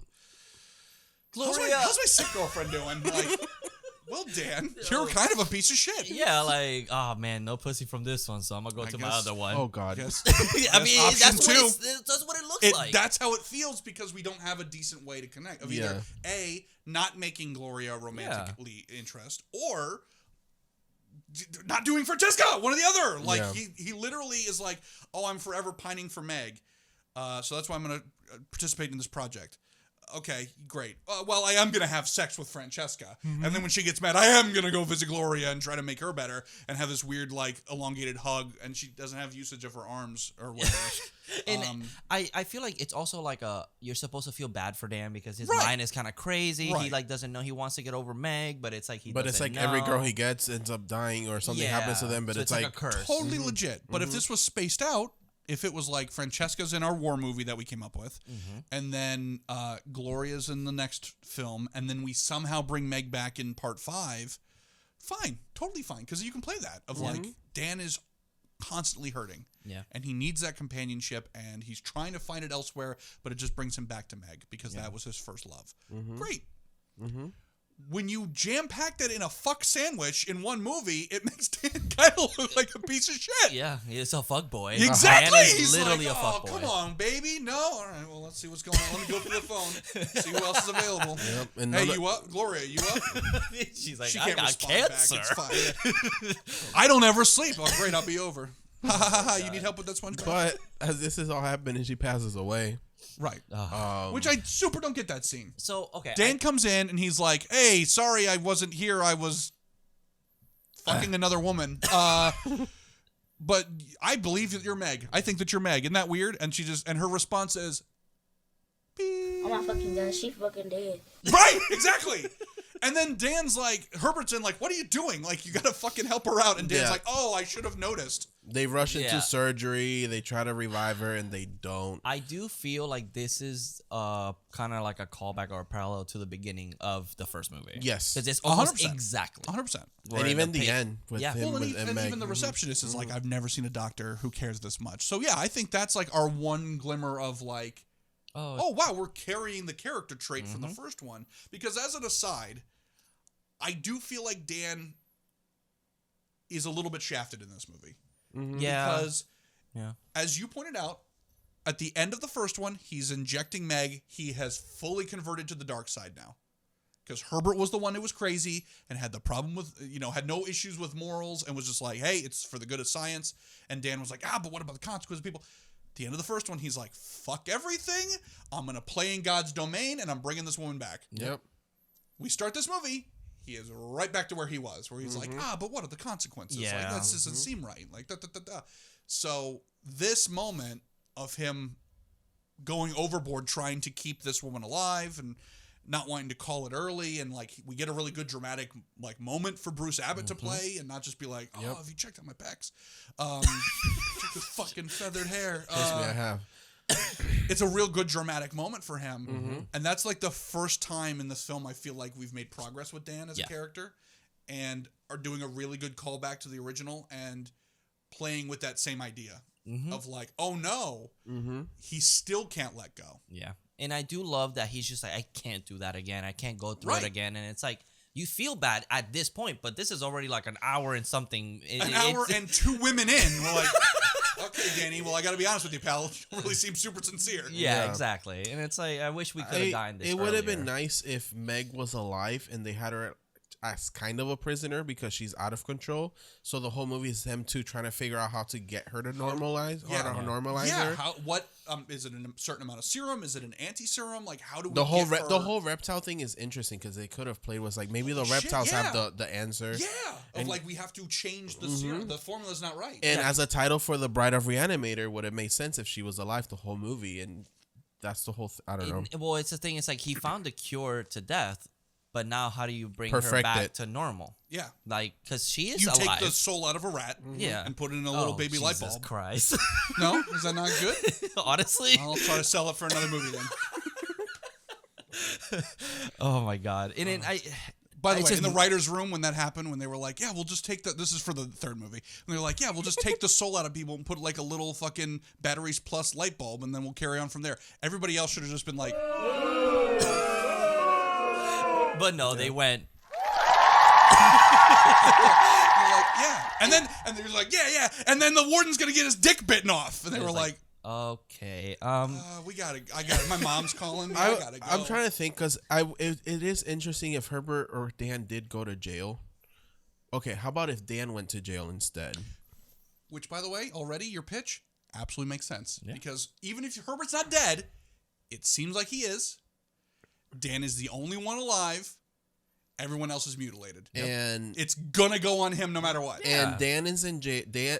We use kind of some ideas from the third one, except the soul thing, where Dan is in jail. He's trying to figure out the serum himself because he lost Meg, and he wants to carry on maybe Herbert's legacy.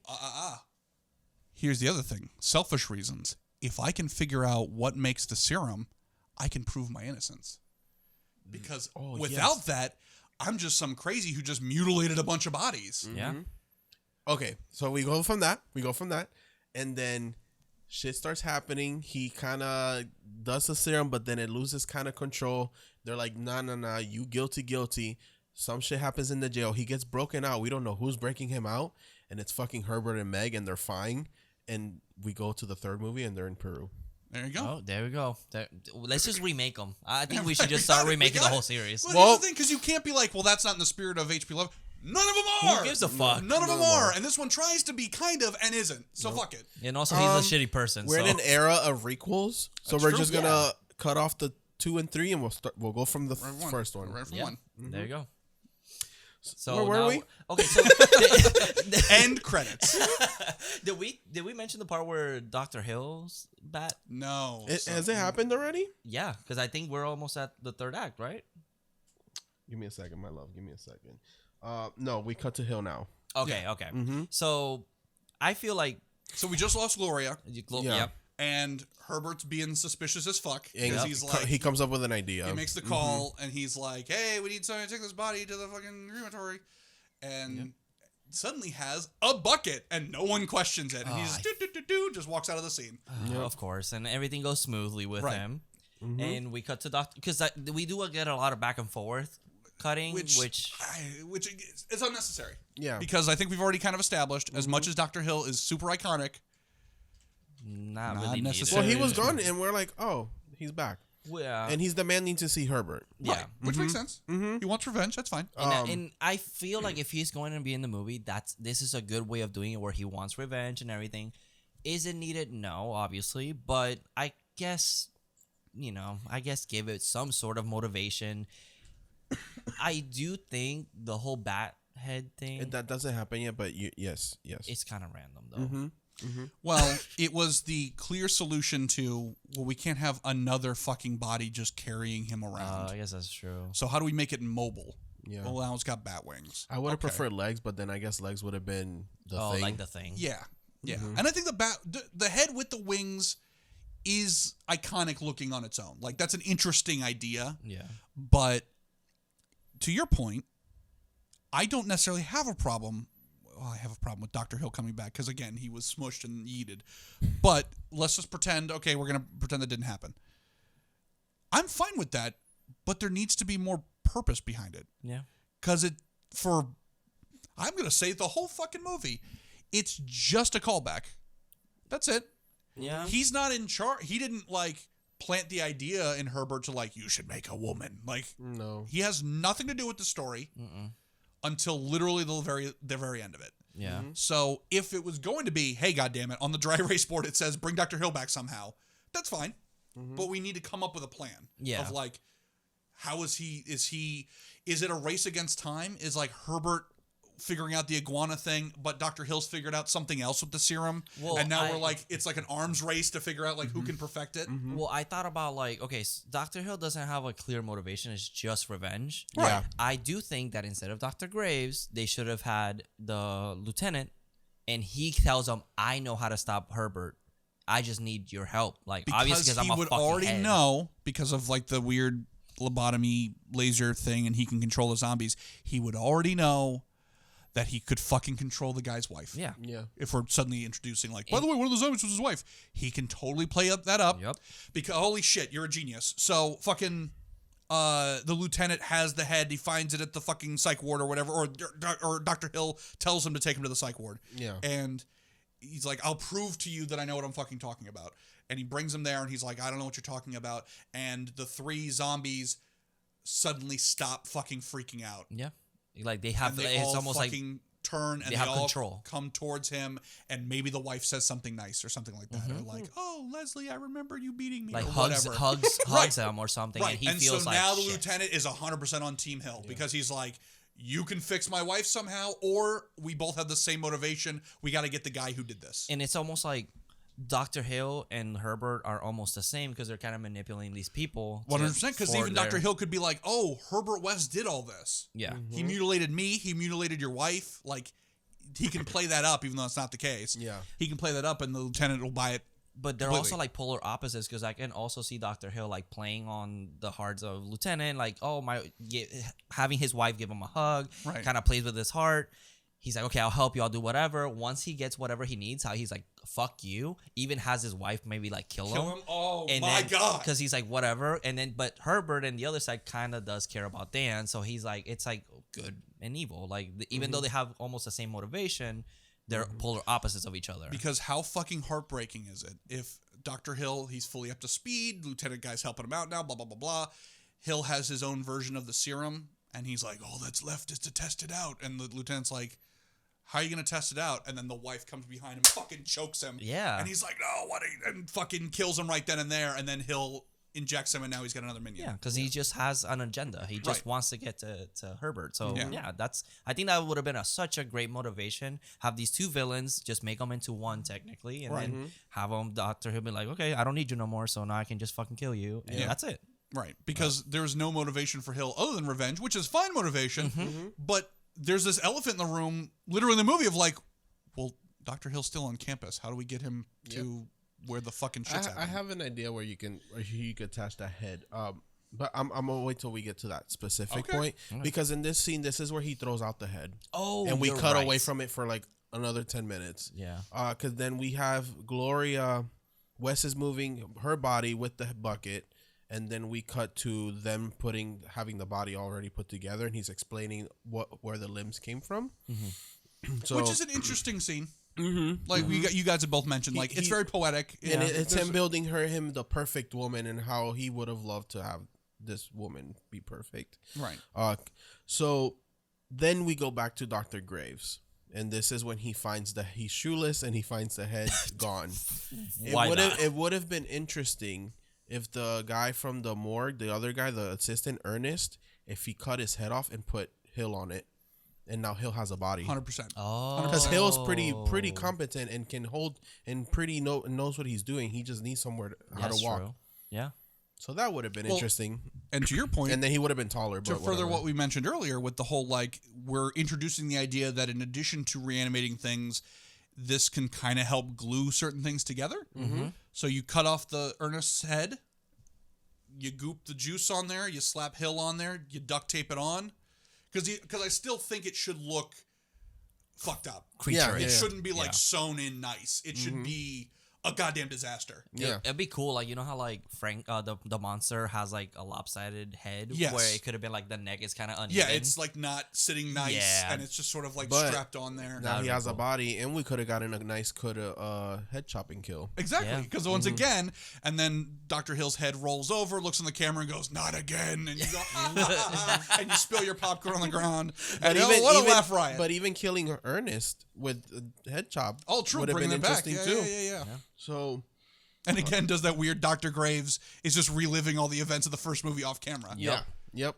Dr. Hill tells him to call him a plagiarist, and Dr. Graves is like, why would I do that? I do love that Ernest also like disappears. Doesn't give a fuck. He was like, oh, was the corpse hot? Because I would fuck it. I have no qualms about that.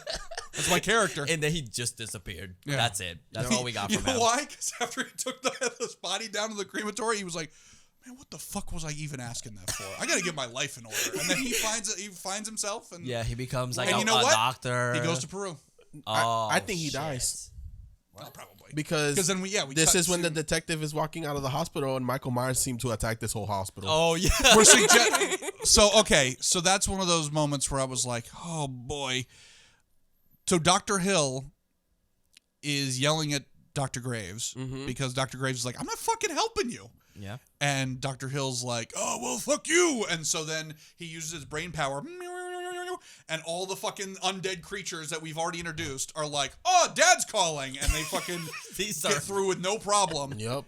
And come and visit him at the other side of the wing or whatever. Yep. And Francesca's at the hospital for some fucking weird reason. She's trying to call Dan because... But why is she at the hospital? Because this is the motivation. Because, again, this character has no fucking motivation to stick around.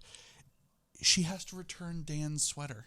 Oh, yes. She's got the Miskatonic sweatshirt. She's trying to return it, and she's like, is Dr. Dan here? And the receptionist, who Dan also fucks, we've decided, because she's like very interested in Dan, is like, he went home early for the day because a patient died, and he's a little crybaby who can't fucking handle real life. And she's like, oh. And then so she calls to try to get to Dan, and Dan's not answering the phone because I don't fucking know where Dan is.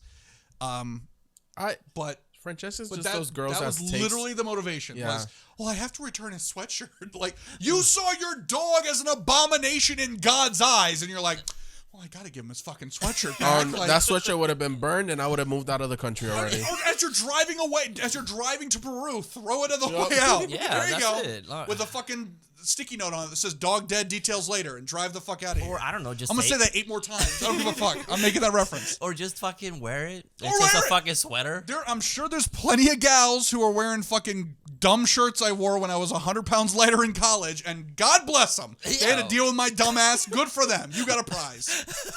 That fucking Ren and Stimpy shirt was awesome as shit, and I can't fucking find And it I again. want it back. I do, but it's theirs now, and I can't fit it anyway. Who cares? I did not like her character. Yeah, So Lee attacks Fran here. We at the hospital. Then we cut to Dan and Herbert working on the bride. This is when the wall is shaking, and now we're like, okay, he must have a lot of things back there that we don't know what he has. He goes to inject the bride, but then Dan does it. I do like that when he holds the syringe for the first time, it looks really good here. Yeah. This is another one that could have been in the opening and cut to black. But Yeah. whatever. Well, and that's one of those things too, where because again, it's the thunder too. yeah, and we talked about it. There are moments in this film. This movie is not just like dog shit start to finish. No. There are moments where it really comes together, and just like we talked about, where at the end of the first one, Dan is completely converted to the dark side. We have that moment again. Herbert's about to inject the heart, and Dan says, "No, let me do it." And the look on Herbert's face is he's like, "Oh shit." Yes, that's definitely part of it. But he's like taken aback. He's like, almost like shaking, like, oh shit, like here. Like because every other time it's a fucking argument. here. Yeah. It's we got to inject this thing's butthole and it's going to get mad and fight us or whatever. And Dan's like, I don't know. And it's like, oh, come on, do it. This is the first time that we see Dan like, no, I'm on board. Yeah. And Herbert's like, oh, shit, here we go. Yep. And he does it. I do love that Dan is almost like emotionless through this. Like he's just kind of like he's dead becoming inside. more like Herbert now. Yeah. Yep. That it's all about the end goal and fuck the consequences of how we get there. Relationship goals for those two. So who is gay? That becomes that was I thought was going to be the next question when he was like, "Let me do it," and then Herbert was going to be like, "Who is gay?" So they're counting the seconds like they do in the first one, like, and it goes from 1 minute to 3 minutes and 2 seconds. Yeah, don't include a timing thing if you're going to cut scenes out. Because, okay, an easy fix could have been a fade to the other scene. It's literally like cut. Or easy fix. How much time has passed? 15 seconds. We cut to the fucking zombies hanging out in the front lawn. True. Yeah, because this is when Francesca arrives and she's getting attacked outside, and then we can come back and be like, it's been 3 minutes. And I would have believed that because I was entertained for a second with zombies. Right. Yeah. But it's just like. But instead it goes 15 seconds. 3 minutes and 15 seconds. like, You're like, did I whoa. have a stroke for a minute? What happened? I blacked out for like 3 minutes. I'm all right, though. The scene hasn't progressed. Yeah. Yeah, it's so weird. It's such an abrupt thing. This is, he gets the knock on the door, and it's the Looney Tunes box with the bat head inside of it. And we don't, yeah. So we skipped that part. So the lieutenant is zombified. He shows up to Dr. Graves, and they say, fuck you, you're going to help us out. So Dr. Graves sews on bat wings onto Dr. Hill's head, so now Dr. Hill is mobile. Yeah. Then there's a fucking crate from Acme goddamn company, like it's fucking Wile E. Coyote, on the front porch, and Herbert's like, well, clearly this is for me. And I'm pretty sure he went Yeah, exactly. with the box afterwards. And You know, if it's remade today, we're going to have to put Amazon on of there. course. But that's so perfect, because he can even make a comment like, oh, fucking Dan's always ordering dumb shit. Pull it in, and then opens it, and then Dr. Hill is in it. Oh, my God. And he's flying around the living room. Oh, my God. And he's shooting at him. And then The bride wakes nothing. up. Oh, Yeah. Just there's nothing. move on. Yeah, Like, they move on. And honestly, I'm gonna be that guy, but that's not possible. The head is way too heavy for fucking little bat wings to just fly around like it's nothing. Like Just that's put a not how it jetpack works. on it and call it a day. Yeah, like that's just not how it Yeah. works. It looks cool. It's interesting. It's just that's not how it works. But Although whatever. I respect the boldness of a movie to be like, well, in the first one we explained that like he needs the blood packets in order to circulate the blood so that Mm-hmm. the head and brain can still work. Oh, that's true. And then it was like, yeah, we got rid of that shit. And so I was like, well, that's not possible. Oh, you think that's not possible? How about this? Fucking dragonfly wings on this fucking thing and it can still fly somehow. How you like that? It's like, all right, whatever. Keep challenging man. me. We'll come up with more shit. There's nothing. It's just a floating head. Yeah, and they're exactly. like, fuck it. It can fucking shoot lasers out of its eyes now, huh? I mean, he can do hypnosis. Is that so- fucking possible? Fuck you. I'm not surprised he didn't have green lasers, but whatever. She wakes up.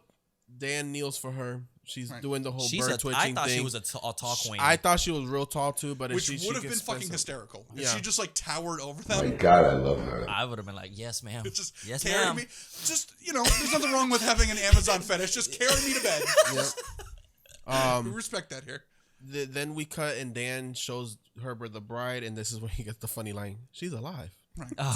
Which I'm supposed to be is she's alive, he's alive, or But whatever the it fuck. comes really goofy because from he him. says it so sexually, like he has to be cool and she's alive. And Because it's like, I was all right. there. I fucking like blew into her mouth when she was like first waking up. I started Frenching her I right thought away. he was like making out with her at first. I'm like, Jesus, Dan, let her Give breathe. her a second, man. She doesn't even know the English language to give consent yet. Christ. Let her breathe. Oh wait, she can't. Okay, here we go. We're good. Oh, you can breathe? That's all right. Green light. So a lot's about to go down right now. Francesca shows up. Right. Oh my god. She sees the bride. She's like, "Oh, Now, one thing again that I liked, that I was like, oh, is this the direction we're going in?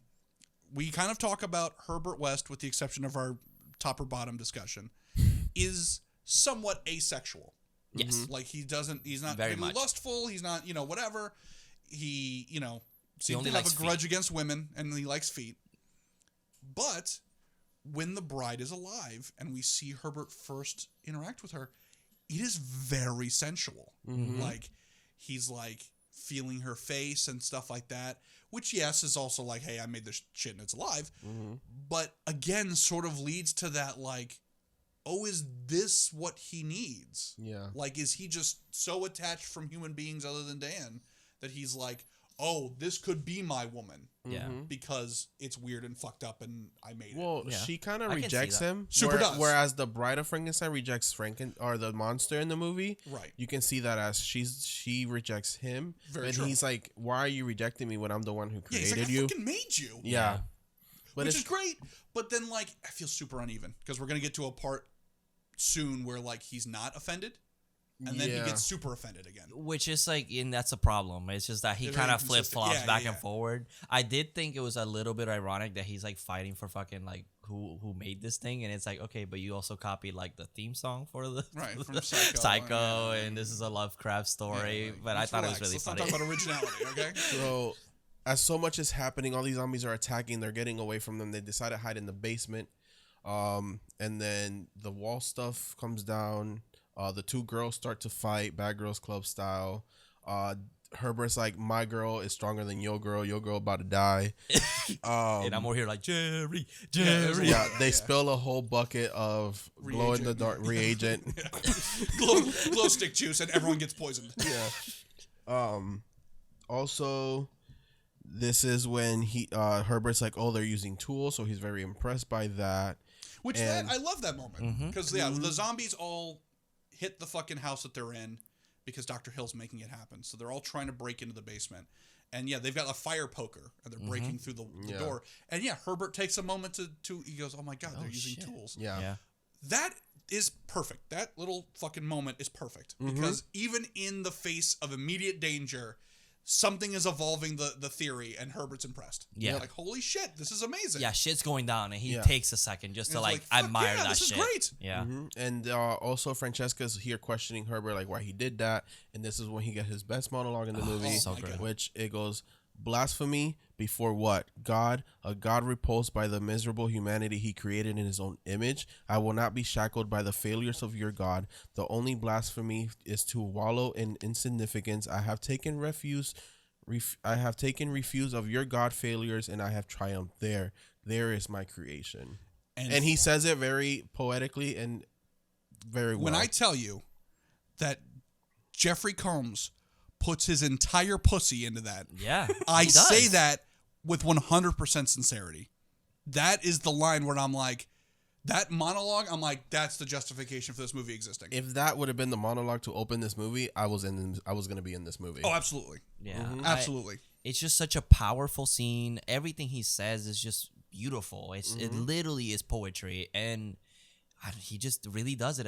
It sucks that it's at the end of the movie. We have to go through the entire movie, and it doesn't justify the entire movie. No. Like, it's just great. It's a beautiful movie. You know what part of it is too? It does justify how great Jeffrey Combs is. Yes, and for sure. And I feel like that's the consequence of that is fucking Beyond Reanimator.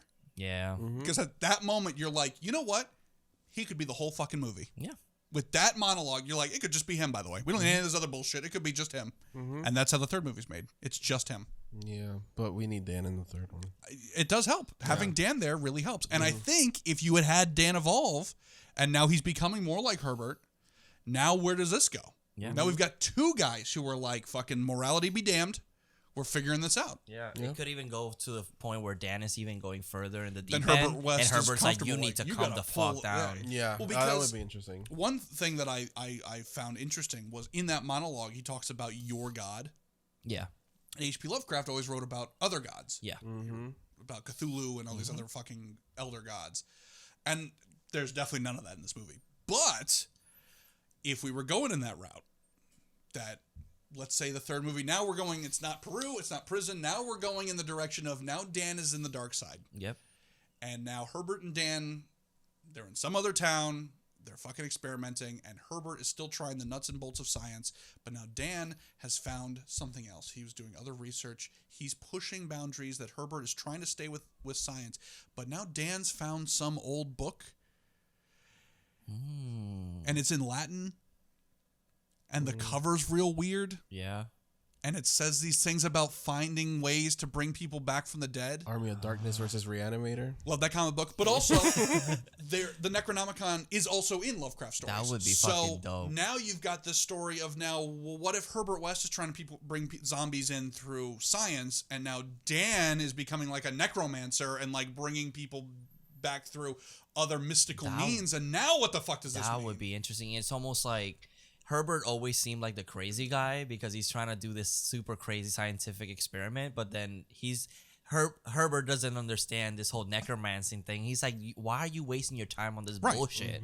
And it actually works, and he's like, okay, this is fucking weird. Yeah, because he always comes across as the crazy one, but how much can you go crazy through grief? Yeah. And now Dan has lost 3 women. Rapid I'm sorry, fire. it's just funny. He lost all his bitches. And so that grief draws him in to this darker world. Yeah. And now Herbert can't ever get caught up in that because he's like, grief, I don't fucking feel anything. Yeah. Other than just, I'm the shit. Like, that's all I feel. I'm God, bro. Yeah.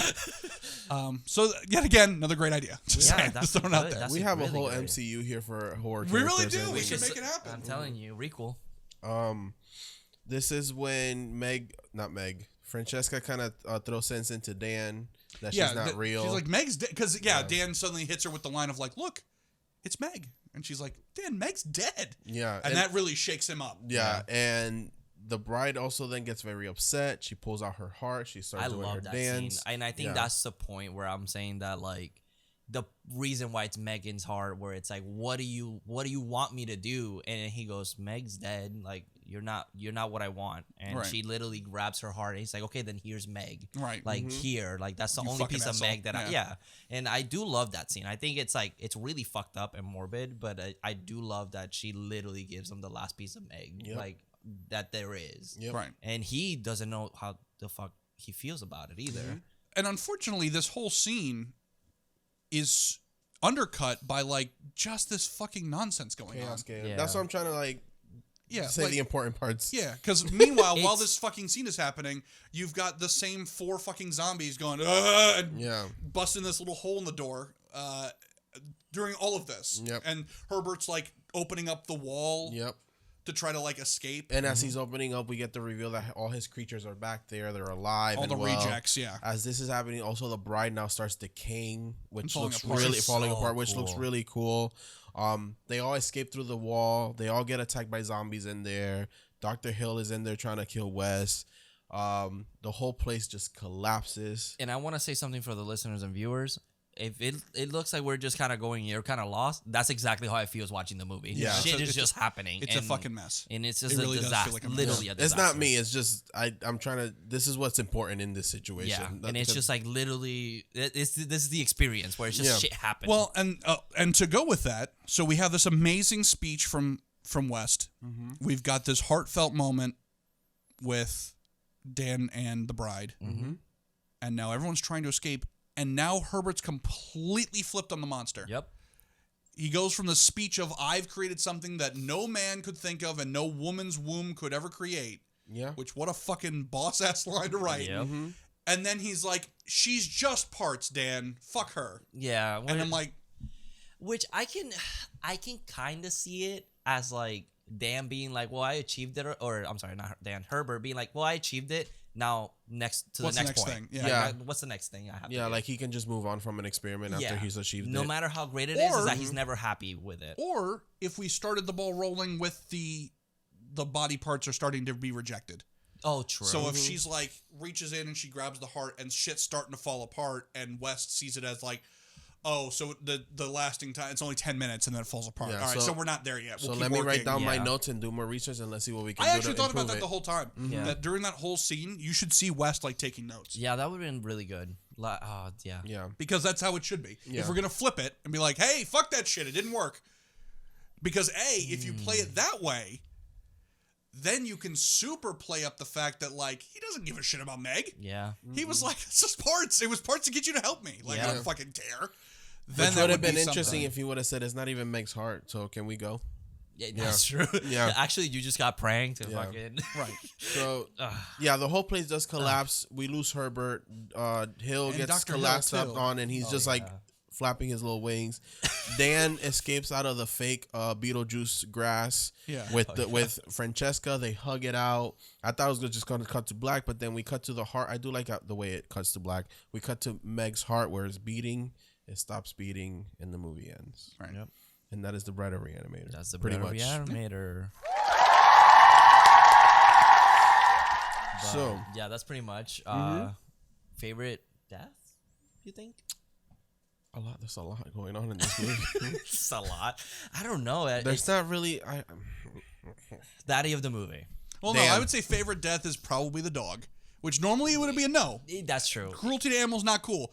But the cop goes, and I don't know if the prop was heavier than he was anticipating, but he's like real off balance when he fucking makes the big twirly whirl and then throws it against the wall. And I'm like, this looks terrible. This Yeah. looks really bad.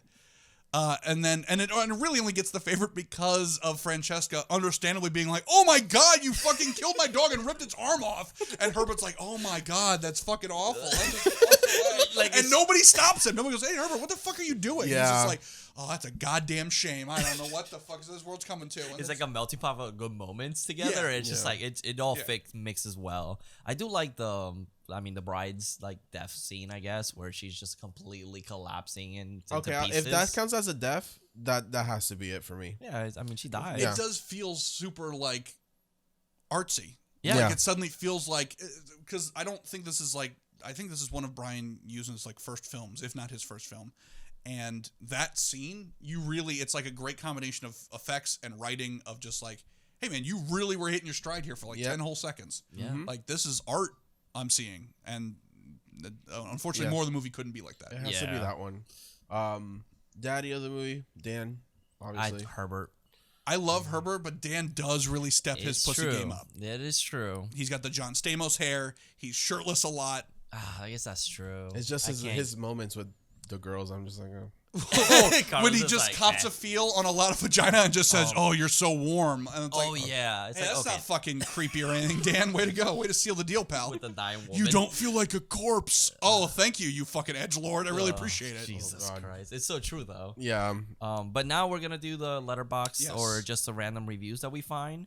So you're gonna go last, Carlos, right? Yeah, I'll go last. Okay. So Zach, do you want to go first? Sure. Are we doing negative or positive first? Whichever you want to whichever start one with. you wanna Okay, do. so I went on Rotten Tomatoes because I know that's Okay. not one that we typically do on the show. So the positive one, which is a super backhanded fucking positive, is if it lacks the intimate cohesion of the first film, despite its desire to resurrect a feeling of doomed love, it at least isn't coy about ladling out the goodies, which is that's Walter Chaw from Freak Central. I know we're not supposed to do call-outs, but fucking less fucking thesaurus words, pal. Like, I get what you're trying to say, but you don't it's not an SAT fucking answer. But yeah, like, you know, it doesn't, for the weird creature effects and stuff like that, it does not skimp on that. So yeah, it's like, if there was a positive, it's a couple of great performance moments and then good very true. Good makeup and special effect. For the negative, this is by like an official person. This isn't just like some asshole. Although he spells Brian Usna's name wrong. Brian Usna has replaced Stuart Gordon in the director's chair without bringing new life to the affair. Even the jokes in the Woody Keith, Rick Fry screenplay seem refried, suggesting that all too much of The Bride is old and borrowed.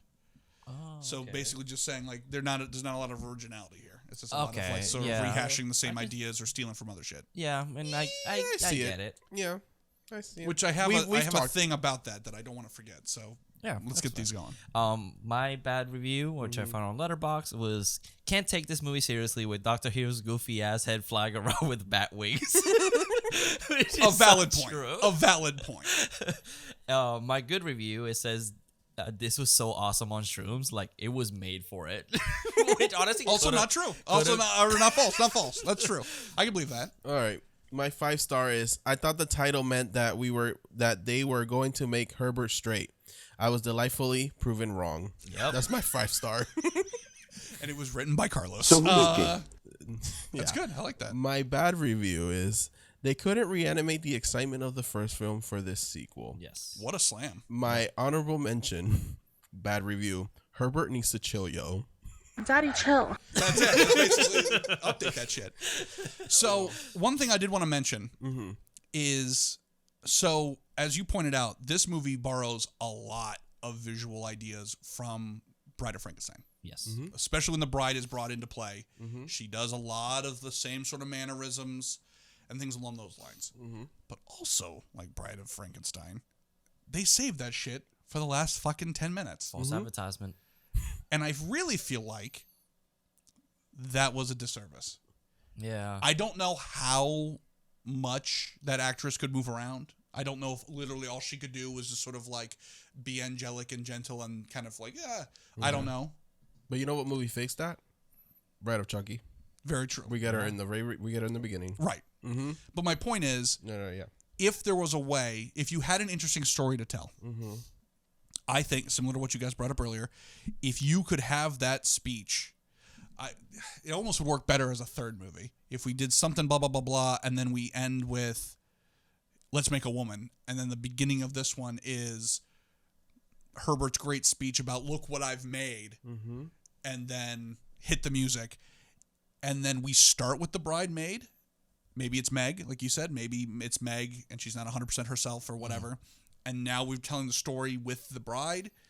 That I think would have been really interesting because the look is so iconic. Like the look of the bride in this is really interesting. With like they went the opposite of Bride of Frankenstein in terms of, instead of wrapping up most of the body and having just the sheet is like it's like almost translucent, and you can see there's like plenty of open skin. She almost looks like a Cenobite. There's like open skin and metal holding the pieces together. Instead of making her beautiful like in Bride of Frankenstein, they made her like into like this creature looking thing.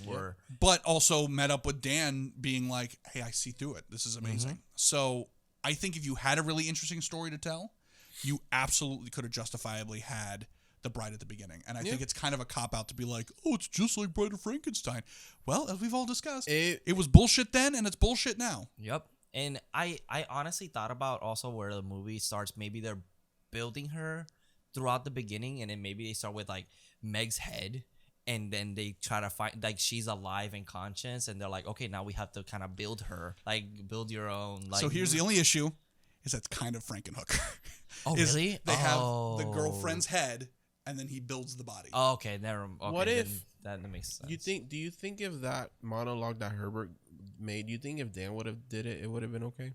If he delivered it as Herbert, I feel like it would have been good. Because what if we do start from the hospital in the beginning, and Herbert's like, fuck this shit's stupid, and Dan is like, Dan then gives the speech because he woke up Meg. The only That's thing true. is the only thing is that it doesn't fit his personality. Because Herbert is very like, I'm doing this, like I'm the one he's the one that with the interest of playing God, and I just True, don't think Dan. But you could play it up that once you see reanimated corpses Yeah. and a head trying to go down on a woman and a lot of other fucked up shit, you can be like, okay, so God's dead. Yeah. And then you can kind of play that up from there. Dan kind of turns Yeah. when she dies. Right. So you can kind of, I think you would have to do a little bit of heavy lifting at the very beginning Yeah. to make sure that it's clear Yeah. that like Dan has converted. But I do think you could justify it. I don't know if it'd be as good because Jeffrey Combs, as I said, puts his whole pussy No, in no, it. no. He Yeah. kills it. He kills it, but it's also like I would see him doing it if he was the one to wake up Meg. Oh, true. Like if, That's what like I'm if someone saying. was like Now, if it was challenging the justification of it or Yes. something like that. if it was Herbert like coming to him, it's like, Right. Okay, I fucked up. We need to fix this, and he sees that he woke her up. Then Dan gives like, no, I woke up the love of my life. I did it. With the Yeah. speech, yeah, That's true. and it opens with the scene. But this movie sucked. It's like, okay, like it does have good moments. Like I don't want anyone to be like, okay, skip this movie. No, I'm not saying skip it. No, I know, but some people be like, oh well, he said he sucked, so let's just not watch it. Which definitely watch it. Like Yeah. make your own opinion about it because you might love it. Who knows? And like I said, there's a lot of great moments. There's really good performances from a few actors. There's really amazing effects, except for the fucking flying head. The green screen is really bad. It's terrible. It But- just doesn't have the magic of the first one. That's all. And That's it, that was yeah. going to be tough no matter what. Yes. It was going to be super tough no matter what. And we even talked about From Beyond as like another Lovecraft movie, Stuart Gordon directed. It's like almost as close to a sequel without being a sequel that you could get to Reanimator. And even that one is like it doesn't live up to the first one. Yeah. It doesn't live up to Reanimator, I should say. Yeah, So so- it already had a tall order ahead of it. And then in addition to that, it's kind of a mess. Yep. And I do think I appreciate the idea of like, oh, let's incorporate more from the original book. I get it. Super not necessary. No. Because at this point, we're already too invested in our own bullshit we've made up. So suddenly going back and going like, well, now they live in this fucking caretaker's house right next to a cemetery. Okay, why? Who cares? Why did they come back? Yeah. They could have stayed in Peru. Now, if the issue was we're in Peru and oops-a-daisy, daddy's out of juice, and well, the only place I can make it is back at the university. Okay, now we've got motivation. Yeah. But just being like, well, we came to Peru to get us out of jail free, and now the story takes place back in home, so we're going home. Yeah, it's just like it just definitely just has a lot of issues with the script, direction, and everything. It And- feels a lack of confidence, is what it Yeah, feels like. yes. It feels like we need to justify a sequel, so let's take more elements from the book, which in what you should have done is just step on the gas in terms of this new world that you've made. Yeah. We've already got the characters established. If you're bringing back Herbert, great. If not, fine. Keep going. Yeah. We're building the plane as we're flying. Keep going. Don't come back and say, well, now it's going to be more like the book. Yeah. And it's one of those things that I feel also they're like, well, the first one was crazy, so how can we make it even crazier? But it's like 100%. the first one is crazy, but it has order to it. It's Right. not chaotic. It's so tight. We Yeah. talked about it before. That movie is edited so tightly. And this one feels all over the fucking place. yeah. And that's the problem. So better luck next time. Hopefully, I told Carlos I want a 2013 Evil Dead remake of Reanimator. I feel like that would be fucking sick, where it's like straight up horror, make it as crazy as possible. Like, and I feel like it could work really well, but it's just I don't know how.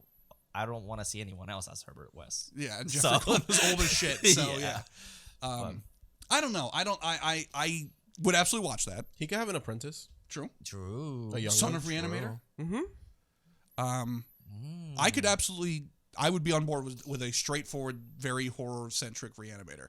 But if you did a remake of Reanimator and we're talking, it's like Psycho Gorman, where like we're getting real weird with it and it's more of a comedy. Yeah. I would also be okay with That's that. very true. I would also be okay with Yeah. that because that first one could go either way. It just Yeah. needs to be done right. Oh, absolutely. Exactly. Either way, it needs Absolutely. to be done right. Has to be done with love. Has to be done with a lot of confidence and hopefully a lot of money. Yes. Jeffrey Combs can produce it. But You know. well, we should have you back for the third one. Oh, please Yeah. no.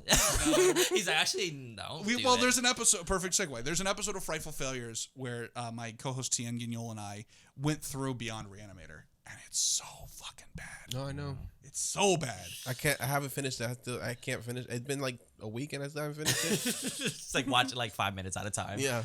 Yeah, it's terrible. But that's pretty much the episode. Mm-hmm. I do, Zach, promote everything that you have. Yeah. Thank you. Shameless, whatever. Please do it. So first of all, thank you both for having me on. This was amazing. Like I said, almost been 10 years since the last time I watched Bride of Re-Animator. That's crazy. So I'm glad I got to rewatch it with the both of you. Thank you. Sure. You're welcome, by the way. So thank you for making me relevant. Brainbuster Video is the VHS company that I own and I'm doing illegally. These wonderful boys have helped support me since day one. They've got their own picks. They're the reason why I do a Reanimator tape. And Brainbuster Video on Instagram or on Etsy for as long as that'll last before I get shut down. And amazing little throwbacks to nostalgic VHS runs of new and contemporary films. Yep. And so that's part one. Part two is Frightful Failures. That is a podcast that I co-host. We do the structure, much like Bride of Re-Animator, the structure, a little shaky, but typically we will watch 2 films, we will compare and contrast them, and then we pitch our ideas on how to fix them. Yeah. And so... it's really funny, y'all. It's very ridiculous. It's on SoundCloud, Frightful Failures. And Carlos has been... it does fill my heart with joy when you, message me something specifically. You're like, I can't fucking believe this movie. And I'm like, you're watching, you're listening. Yeah. On SoundCloud, Frightful Failures, Brainbuster Video, and I don't know, B-Movie TV. If you've got a Roku, I'm on that, doing old reviews and shit like that. And B-Movie TV is a great Roku channel. Just a lot of hot garbage. I have a Roku. So good. You better download that shit. Yeah, I need to. But yeah, that's it. Thanks, fellas. I really appreciate being on the show. Thank you for coming. Really, you're the nicest guy. You're fantastic. So thank you so much. Just remember that when you look at your rag in your kitchen and it's covered in this bullshit, 'cause I made a mess. Just remember how fucking nice I am. Okay. Well, one of those needles is for you. Oh, thank you. I'll shoot it up on the way home. Yeah. So I also have a gift for you. Oh my god. So he's gonna cosplay as Herbert and let me fuck him. So here you go. Oh, okay. This is for, just being you and always helping us out. And thank you for coming. So yes, baby, I'm legit. Yes. I went to the Horror Daddies podcast and I got a lousy shirt. Oh, yeah. I will wear the shit out of that. Thank you, fellas. Yeah, for sure. You know, thank you so much for coming. We really do appreciate it. Of course. This was a blast. I really appreciate it. And if you ever want to have us on your podcast, sure, we absolutely can. We'll figure out some shitty movies to talk about and fix. Yeah, like we did here. We had some really good pitches here. We really did. I know. We should wear a tuxedo next time. I wish they would exist because I would go watch them right now. Yeah. Well, we'll keep pitching. Somebody will steal our idea. And we'll go, hey, God damn it. Yeah, we said it first. It's trademarked, so I better get a cut. All right. Well, that's the episode. Yep. And remember, there is my creature. Horror Daddies. See you in your dreams.